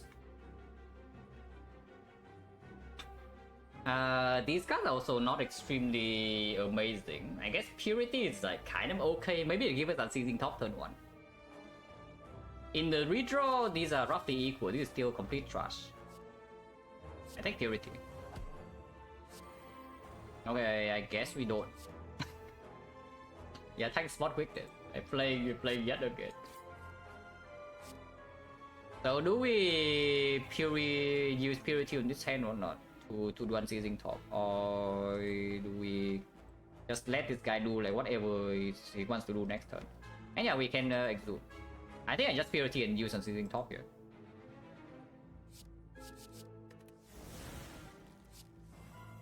That is very underwhelming. Like, no, seriously, that is very underwhelming because now we cannot even top anymore. Now we cannot even top anymore because the battle trend is already here. This fight is scary. Like especially when we have drawn a lot of block on turn 1 and this guy also has bonus strength. I still want the armaments in the deck, right? So it's actually armaments, and I don't even know whether I would play Fiend Fire or not.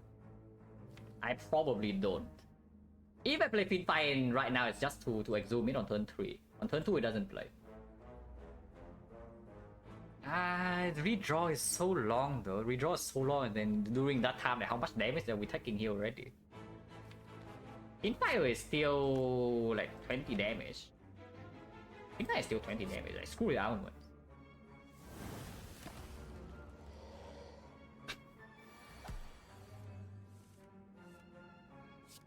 They're taking a little bit of damage, but that's fine. Next turn we can exhume the freaking Fiend Fire and just one-shot this.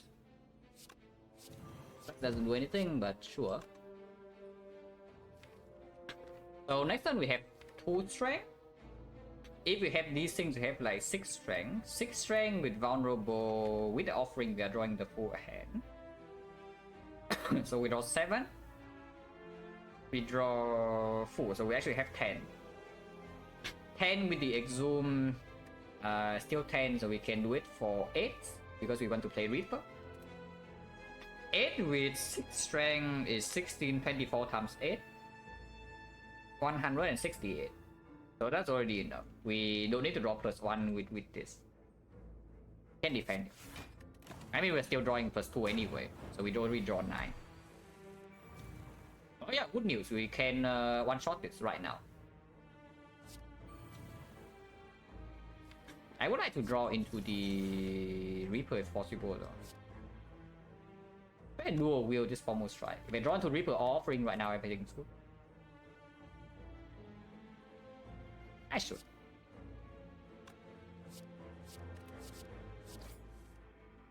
Yeah, sure. Let's get out of here. It's fine, guys. We have the boot. Even if you don't have the boost, it still dies to Hourglass anyway. Rock Plus, I take that, or do you want the Boomer Plus? Boomer Plus is actually very strong. It's the best strength scaling attack basically, and we are mainly dealing damage with just strength. Rock Plus is actually giving us real block, and close line is back for weakness source, but now they have blind, and also we can disarm the hurt first cycle value goes down.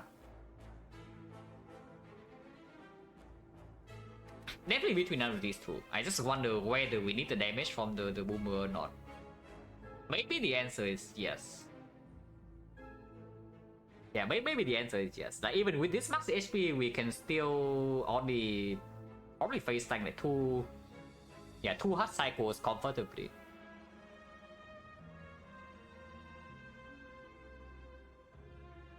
Yeah, 2 cycles, right? So still need to kill in a somewhat reasonable pace.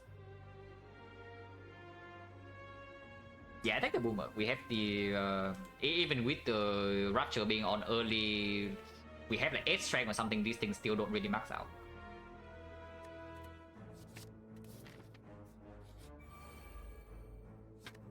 Oh, forfeit in this fight over. We have Exhume and Dual Wield, so we probably don't need to resort to Magnetism. We just take Violence. So I don't take this crap on turn 1.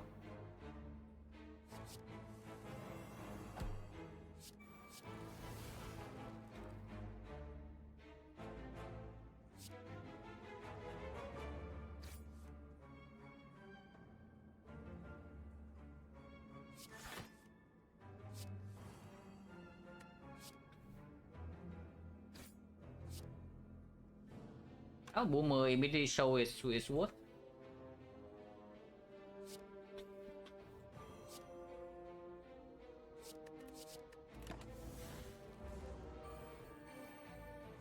Yeah, drawing Dual Wield first there without the feed is slightly sad though.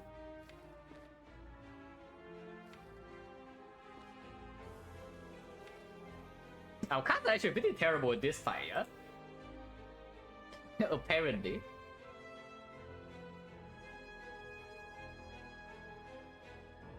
It's okay to play Cleave.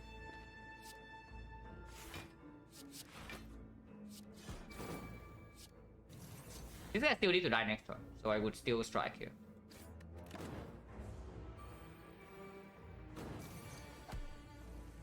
Okay, we did draw the feed. So at least we can feed once. With the Exhume, we can most likely feed twice. Trying to do 3 times is a little bit strange here. Don't think I'm playing bad lightning.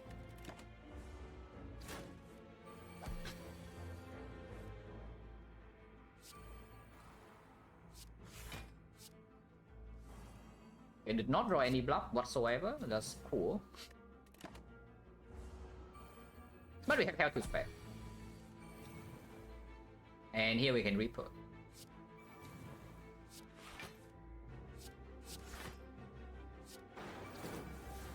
And yeah, almost Vital Full. Exhume and Dual Wield saying like Exhume Dual Wield bottom deck is making me optimistic, but here not really. So next time we can Exhume the feed, we can steal armaments that feed, and maybe redraw into our block. So I guess we just take another 7 this turn. DK Rupture. DK Rupture actually happening, guys. We never play this Reaper again, right? We're feeding twice, so dual wielding this Reaper does not make any sense.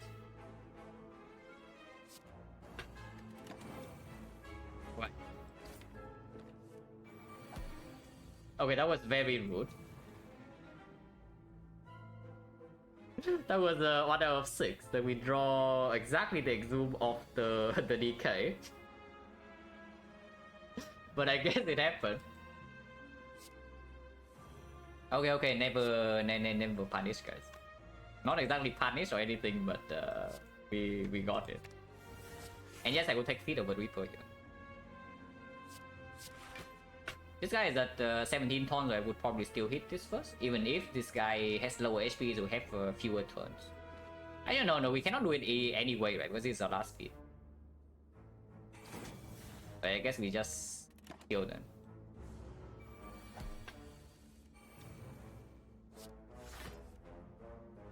He doesn't attack next turn, so we pay 1 more HP and then he dies to Hourglass.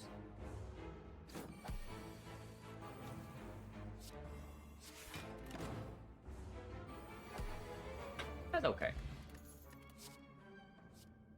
Okay, why the hell do I have this freaking boomer in my deck? Thank you very much for the red banner. And yeah, congratulations on completing the year-long challenge yesterday.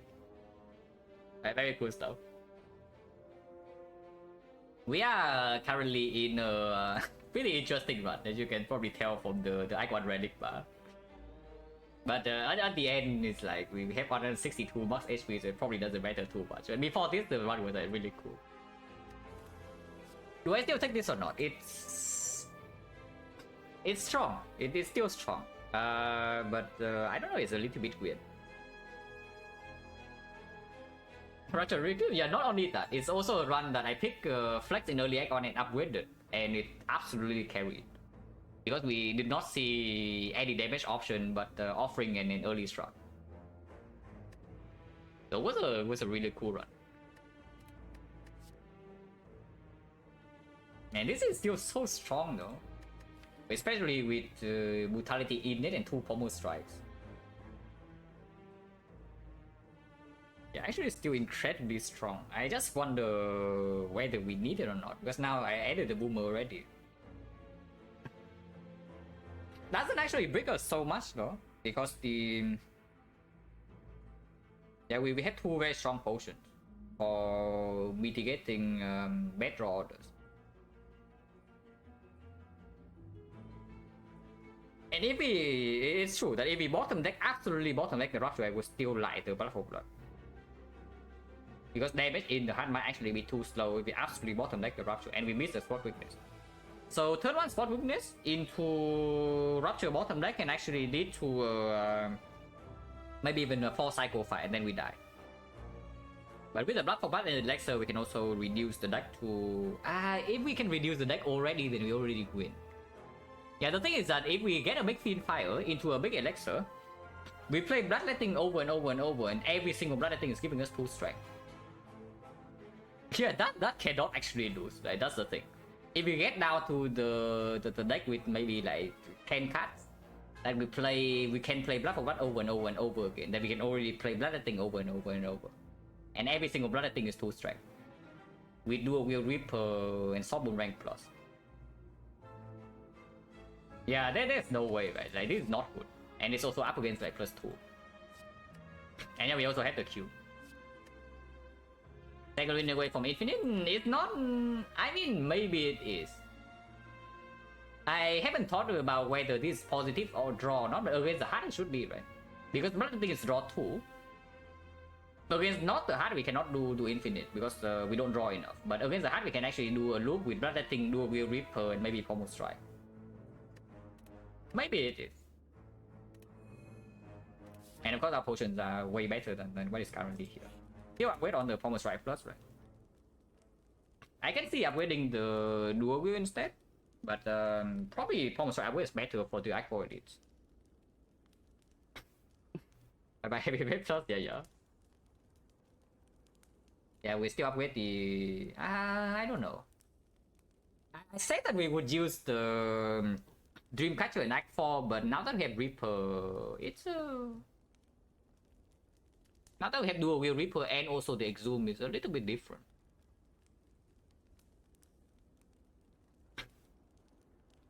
Don't have to Shockwave, no, just wait. Act 4 Shock has Orrery and it has like some Shockwave in there, I'm sure. Surely. These are both very good upgrades. I actually want both. Yeah, I actually really want both. Reaper alone makes a Dual Wheel upgrade like incredibly strong. Already draw 7, can draw more. Yeah, dual wield upgrade first is stronger than this. And we see whether we upgrade Pommel Strike or not depending on how much HP we restore with Dreamcatcher and Act 4. Hello Meramorphic? Hey, we upgrade dual wield. Yeah, dual wield rupture plus as well. Like we get out turn 1 and then we mega chill. Yeah, secret technique. Oh, I was hoping for some rupture or anything so I can technique the dual wield plus immediately. But I guess not. Do I steal technique for offering anyway? This draws 4. Or I can just bluff, take 1 hit and then next turn I draw another +2, so I have a hand of 8. And still have the offering in the deck. Maybe that's just better. Do I technique for, let's say, a blind or disarm or something to sweep artifact? Or spot weakness? Yeah, technique for spot weakness is okay. Because this turn I'm floating energy and I want to play it on side anyway.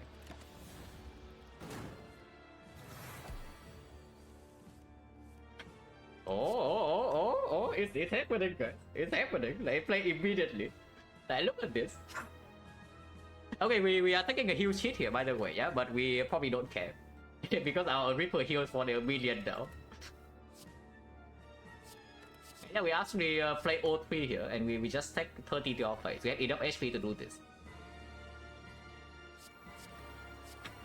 Big demon form and double demon form here.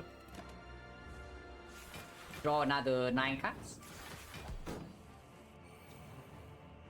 Now we can still exhume the Reaper, so we can play 1 Reaper.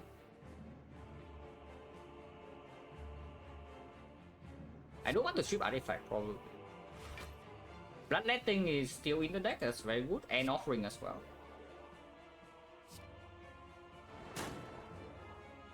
Okay, all artifact is a strip, and I guess we can bash here even. Yeah, bash and just play Reaper next turn. Add back on dual wield plus. Oh, that seems nice, I like that.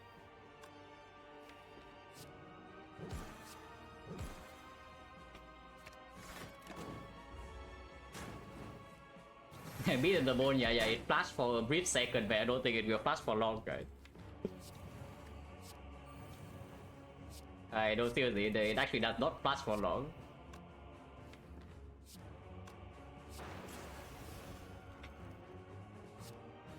Offering is for...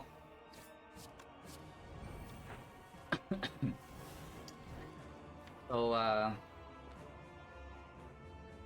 don't actually want to kill this turn because I still want to double feed probably. We can offering 1 more time. Maybe that's good.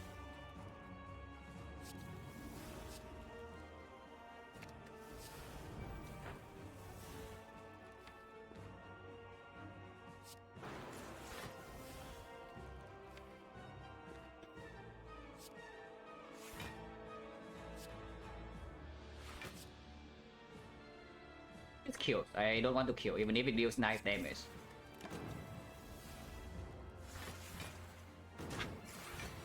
I'm here, this stream was good satisfied. Yeah, I try.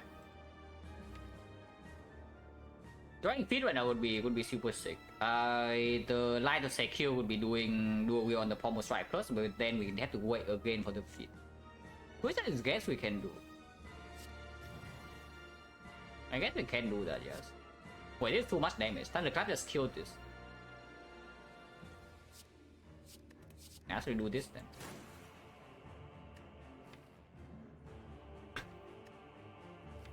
Reaper 47 is like what? Plus 23, 70. It doesn't kill. So Reaper is good. Then we can only defeat once. Reaper was already killing this. Man, why do we deal so much damage? Why do we deal so much damage? Maybe playing pre-rupture is a little bit weird because we actually cannot block. Actually cannot block, so we have to just Reaper the 4 and then kill them immediately. Whatever, right? Like, who cares? Unfortunately, headbutt is killing, so I cannot even headbutt the dual wheel and then dual wheel anymore. Ah, whatever, just killed it. Oh, I fed the wrong guy. Oh. Unlucky. We did not feed the donut.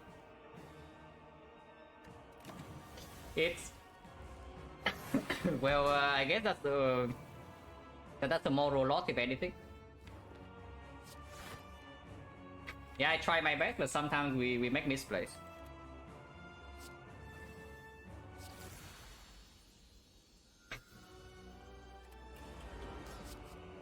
That means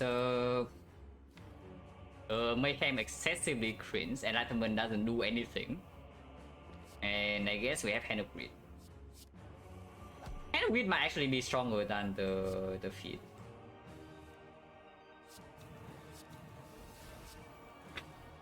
Hand of Greed might actually be stronger than the feat in this fight.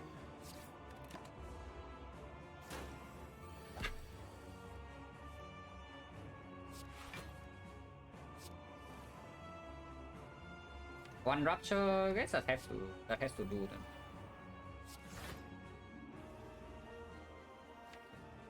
Yeah, brutality in play already, right? So I can actually block maximum. Still draw +1 with this.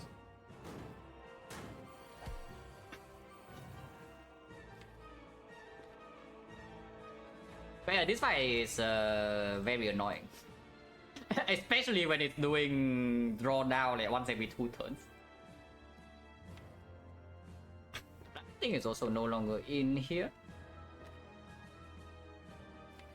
Probably don't waste 2 energy on this though.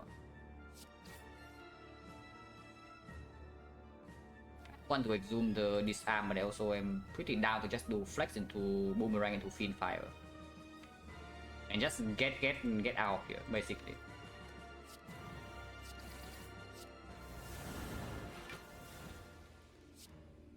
No strength reset, I don't care. Oh, that's a good unseizing talk.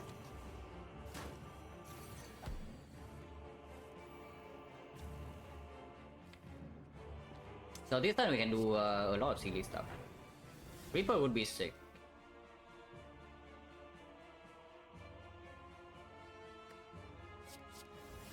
Anger, I guess it's fine.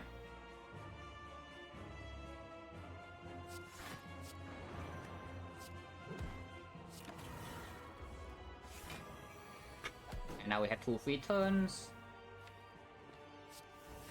to build our strength as well. Like taking damage here doesn't actually matter. I can still just use the Dreamcatcher and Act 4.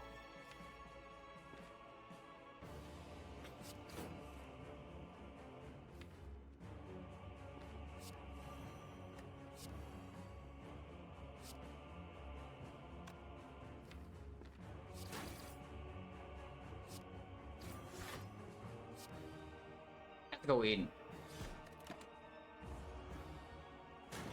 Reaper is still unplayed. If we can kill in the next 2 turns, I would just do that. Like here, yeah, I guess we get Hand of Greed then.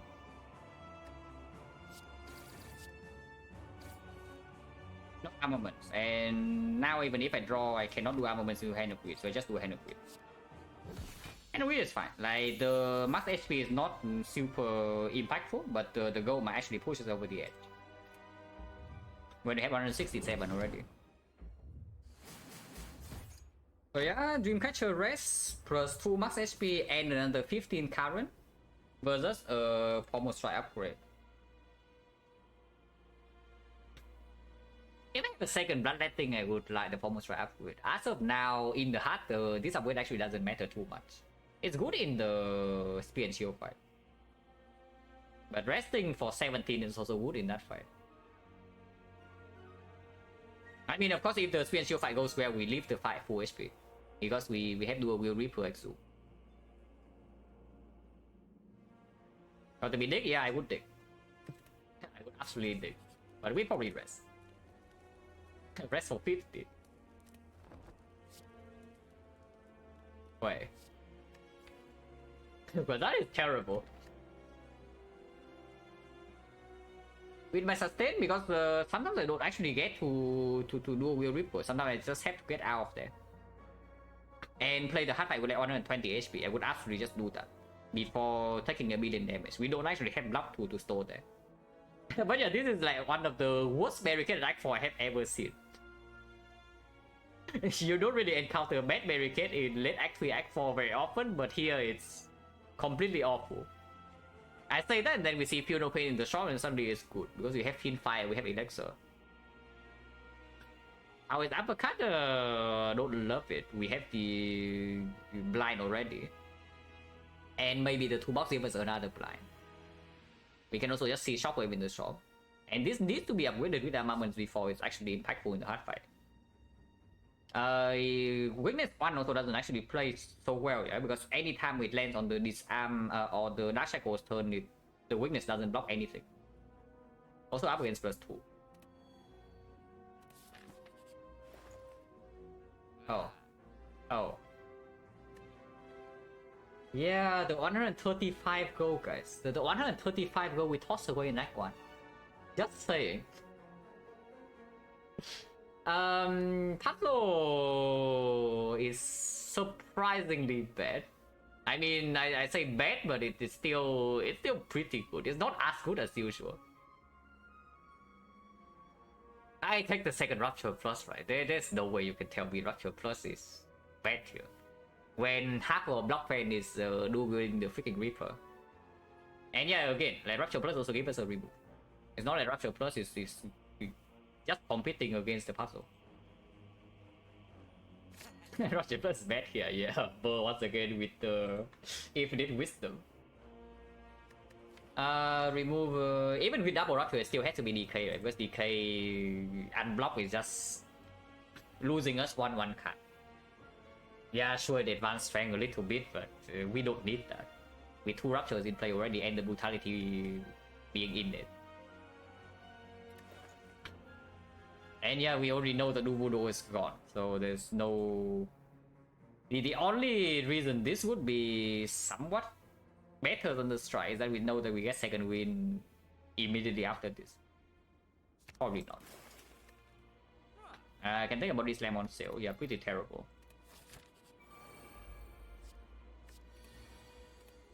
Violence, the Bomb Chrysalis. I actually want to take damage here. I do not want to block at all. So we draw 9 cards next turn. Blue Candle, okay, fine, Blue Candle would be good. Yes. Blue Candle with the DK is actually exceptional compared to the strike.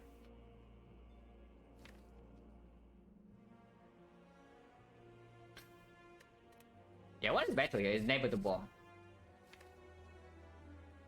Violence improves our draw next turn. I mean, last time we did not pick Violence, I get like completely owned on turn 2, but this time we draw like 9 cards on turn 2, so hopefully that's slightly better. On the other hand, Chrysalis is pretty good. Especially when they even have Exu. Take Chrysalis, when we don't even block this turn. Oh. Are we losing 3 HP per turn or what? I mean, I guess we are losing 3 HP per turn. I can upgrade the Chrysalis and still play the Infernal Blade, for example. And not strip artifact with the disarm, but with Dark Shackle in the deck, I absolutely want to strip this artifact. And I do want to dual wield the Brutality. So we do a wield Brutality, we draw +3, +4, we draw full hand every turn, even without taking damage from the cube. That's really funny. Actually, no, this only procs the... yeah, the cube procs on time, but we still draw 3, so it's +4. We draw 9 cards per turn. Now, of course, we can block 5 with this, but I would definitely play Chrysalis when we block, when we draw 9 per turn. Exhume Chrysalis, exhume this Limit Break. Limit Break makes the Reaper like way faster. Actually, kind of good.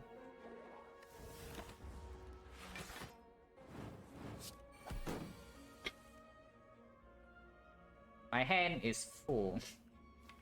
Yeah, time. Don't have enough energy here, unfortunately.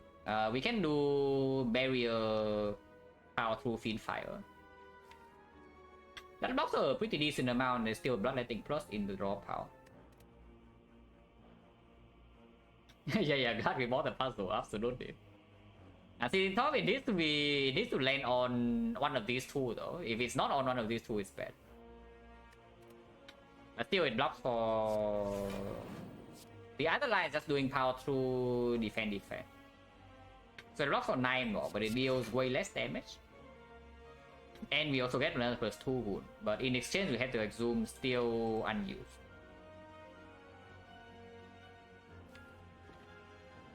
With the Finfire line, we are taking how much? Like 30 something, right? Do we care? We probably don't. We actually don't, right? Oh my god, where the boot go, guys?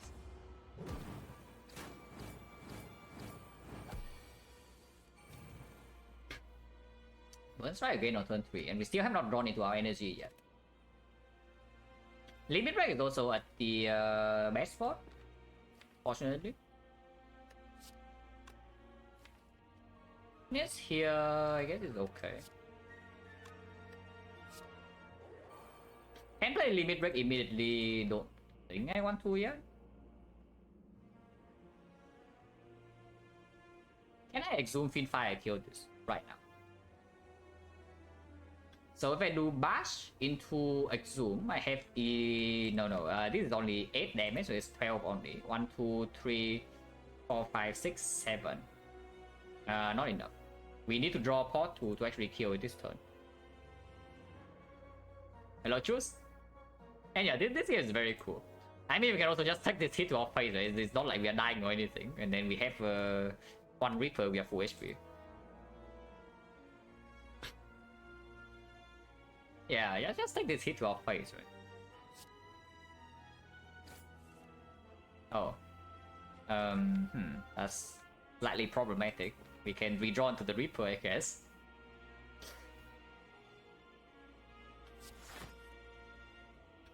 Maybe play this Rupture? Yeah, I guess we do let the mid and the bone flash a little bit again. This block for 9 here, it blocks for 12, we turn around, but then we need to turn back, and then we lose a little bit. I guess we can exhume the Dark Shackles. Exhuming Dark Shackle is a pretty strong line actually. Do that. We only need one limit break, we don't need two. And yeah, sure, can go.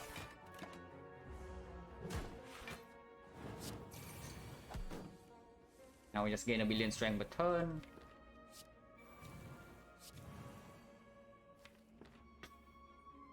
These burns would draw to the offering, we probably don't actually care.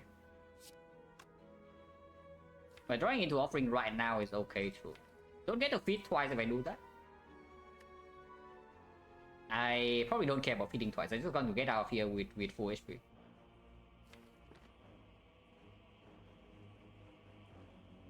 So getting 8 more strength from these burns and we're still drawing a full hand is not so bad.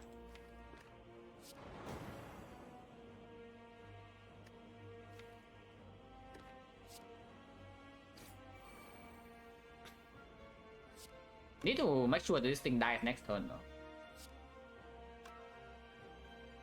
So maybe here 1 is fine. Actually, no, we don't even lose HP. Then that's perfect. That's perfect. The pen. Yeah, the pen is actually good. Now I can play my offering and guarantee that this turn is super good. It's blind here.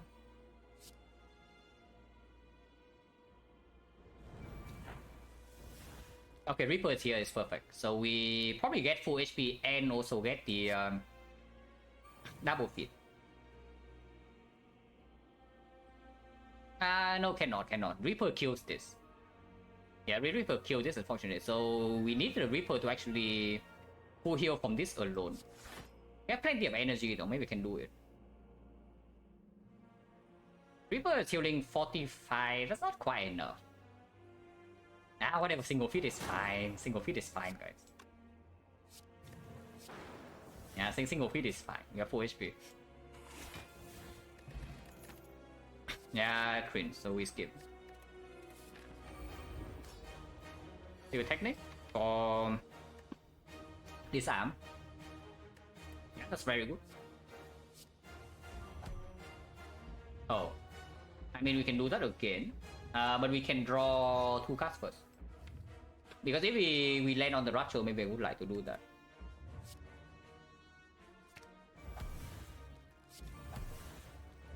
Okay, we did not. We can disarm twice. I don't know what that would be for. We can do it.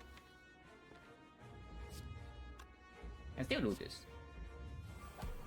Okay, not quite. So now it's the power through and then dual wield the brutality, yeah? Do the Rupture? Yeah, no need to do that, we have 2 copies.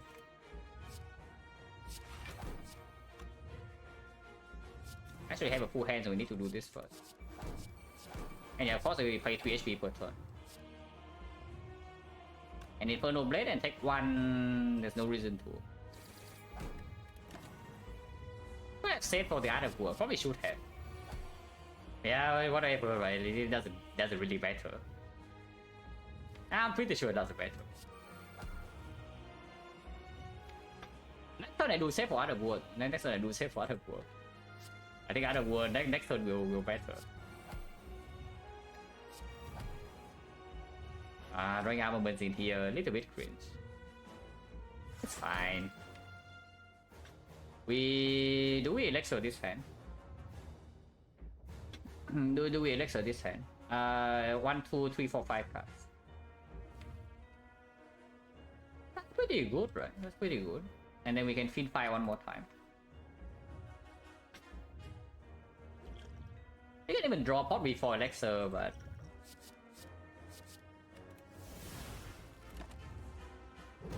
how long elixir been here? Middle of Act 2.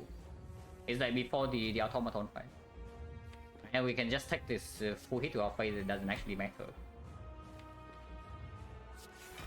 And yeah, of course we shackle here. Just for... we have plenty of energy. Yeah, of course we shackle here. Shackle out all the garbage. If we draw to feed fire right now, it's great. If we don't draw to feed fire, that's okay too. Unfortunately, fan blocks, so we cannot draw with the cube no matter what we play here.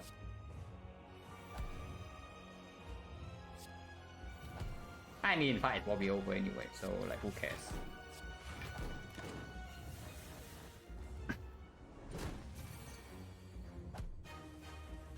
Do need to be a little bit careful for the next cycle. But yeah, as long as we draw to bloodletting this turn, everything is good. Because we just draw into our dual wheel. I can even zoom back the offering if I really want to.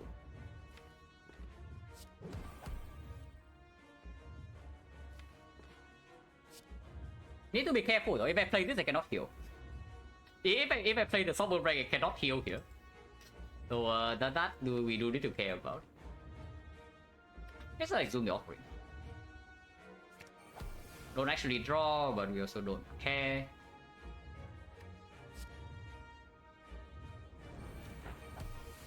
Okay, dual wheel is here, so I can dual with the Reaper.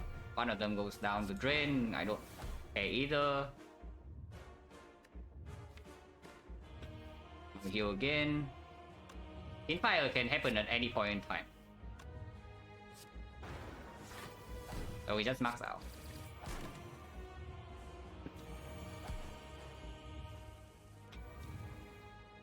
And yeah, now it cannot do anything to us. We just kill over 3. Boomer alone is full block. It's maxing out damage. We don't have any more Reaper. We also don't need one. I just play Finfire.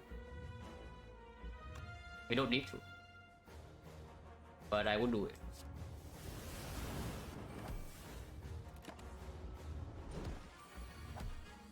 $60? Yeah, 60 only, no problem. We can even burn like a billion HP here and we still don't care. Okay, not literally a billion, but you know what I mean. And then we always draw a full hand here, and like, whatever attack we play, it kills. We have not even used this potion yet. Yeah, Middle of the Bone. Play for the first time this run, so good for it. It was cool. This one was cool. I like it. With any run where I'm forced into some unconventional decisions, that one I always like.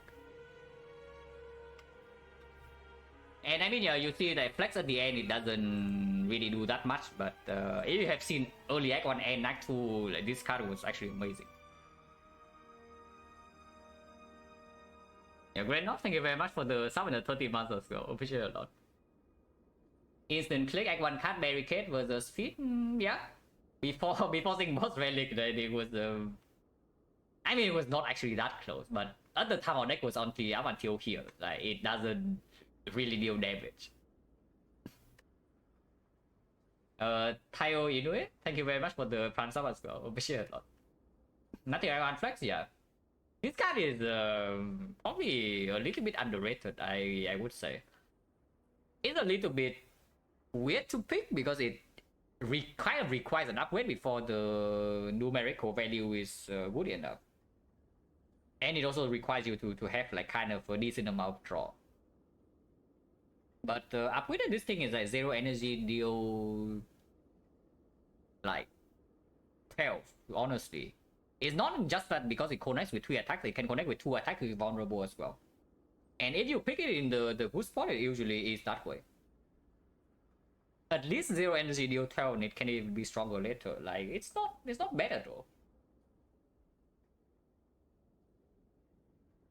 Doing one more, I haven't seen excited, probably not. But when I get to 50 in this sample, I'll do 2 runs per day. One Ironclad and one defect. Differently angle for 2 over offering. No, you do not do that. I tell you right away, you do not do that. Even if you have to rest at every single fire, you have to take 1 less elite in Act 1, you just pick the offering. Like, do not pick angle over offering. If you do that, I'm going to cry. Like, if you actually pick angle over offering on floor 2, I'm going to cry. This card the offering is insane. Like, ridiculously strong card. Like, the more I play Ironclad, the more I feel like corruption is not actually the strongest rare. Honestly, I like offering more than corruption, to be honest, at this point.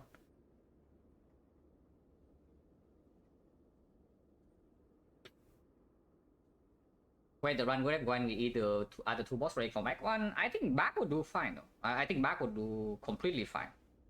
What's the other one? It was Black Blood. Black Blood is a little bit weird. Just straight up a worst cube.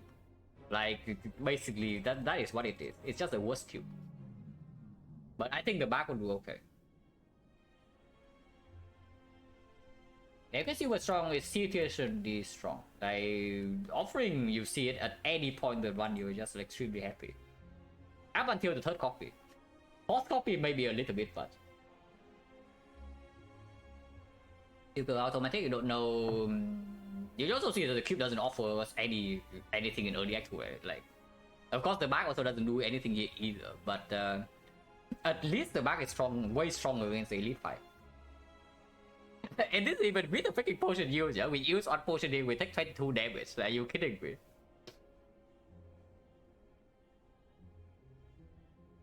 But we saw good stuff. We saw very good stuff. Like, 2 box dash cycle was really strong. This fight went extremely well. Yeah, thanks to Flex yet again. And then after strike dummy, we are in shape basically. After strike dummy, we have enough damage that this fight actually do not harm us.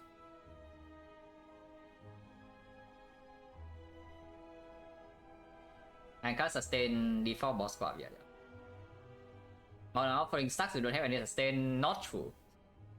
I say this already, and I have already done it on stream. I pick up to 3 copies. Like, no sustain, whatever. I pick 3 offerings and I rest once per act. Like, yeah, and then you have 3 offerings in your deck in Act 4. Like, is that bad or what? you get a -2 upgrades in total, not even always.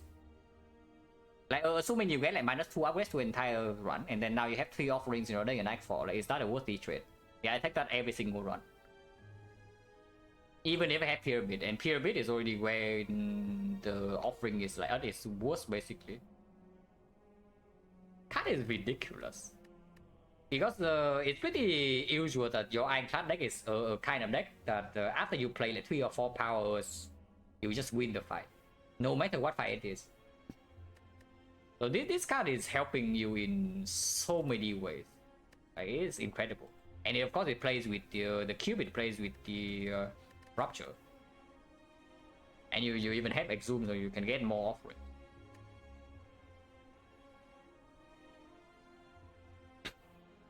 The way to think about Fusion Hammers is good, so why isn't offering good if it's boss relic? Yeah. Honestly, it's true. It's like almost the same. But the offering is actually just better, because if you... Not necessarily better, but the quote-unquote downside is easier to mitigate. Because yeah, in some fights you draw well enough, and your deck is strong enough because of all the offerings that you take all the elites, that you do not actually need to play offering, because you are in total control of the fight like super early. If you're not in total control of the fight, then of course you're happy to play offering. That is ridiculously strong. And this one was cool. I really like it. Like, first card freaking Cleave. Cleave was okay though. Probably Headbutt would outperform by the end of the run, but we already knew that. And then yeah, offering over anger, absolutely, it's not even close. And this one, Struck over Evil, was also considered a little bit because of Slime Boss, but yeah, Struck plays better in advanced always, and you can already see. This flex was really good. Without this flex, this fight is definitely 2 hits. So it's -6 into -8 into another -24. So yeah, the flex literally just saved 24 HP here. And then again in this fight it played. And again in Slime Boss it was insanely good. Strict die, yeah, pretty unfortunate. Like Strict die to, yes, the Slime Boss. I think back to this one and I'm like pretty sad, you know, but I guess that is kind of a good way to lose the streak. Probably could have been prevented, but I will be real with you. I did not think that there was a chance that we die here. With 53 HP and a weak potion. I did not, the thought did not even cross my mind, and that is when it always happens, you know. And you think you cannot die, then you die. That's how the spiral goes. But this streak, and number is 19. Yeah, new streak is on 2, so can build this out up maybe. Oh, I like this one. But yeah, that's all for me. Unfortunately, like haven't streamed for a lot past week, past 2 weeks, maybe 3 weeks even. Like the timeline is really straight. Like I don't think I caught anything in Singapore though, because the first week after I returned was like completely normal. But I go to Singapore the 2 weeks, and then I stream for 1 week, and I get a flu, and then after the flu is gone, I like get the week of nonsense. Like, that's crazy.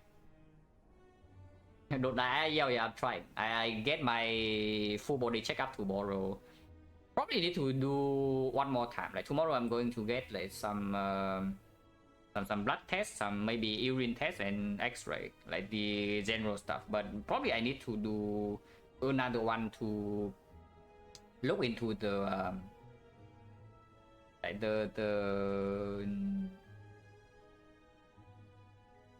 oh, what the word is, but maybe the system that's connected between like the mouth, the nose, and the ear. Because my a lot of people in my family have problem with that, so maybe it's like genetics.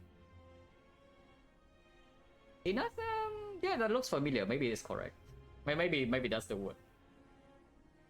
Yeah, a lot of my relatives like also have trouble with those things, so maybe it's in genetics.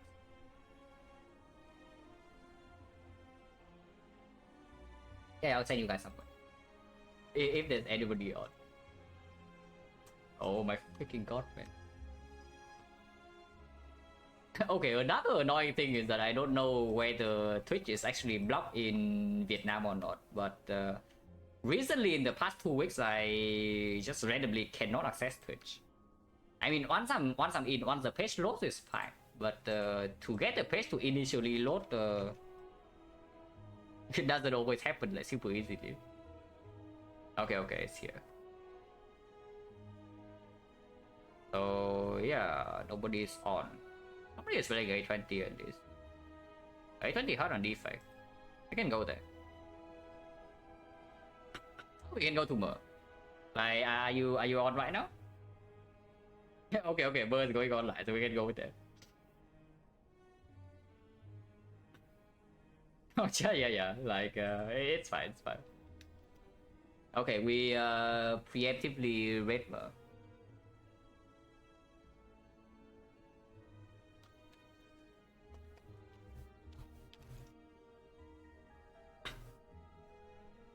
Okay.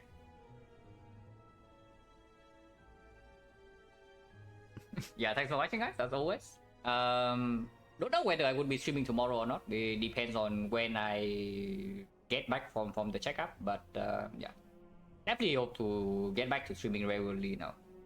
Yeah, thanks for watching, as always, and see you later.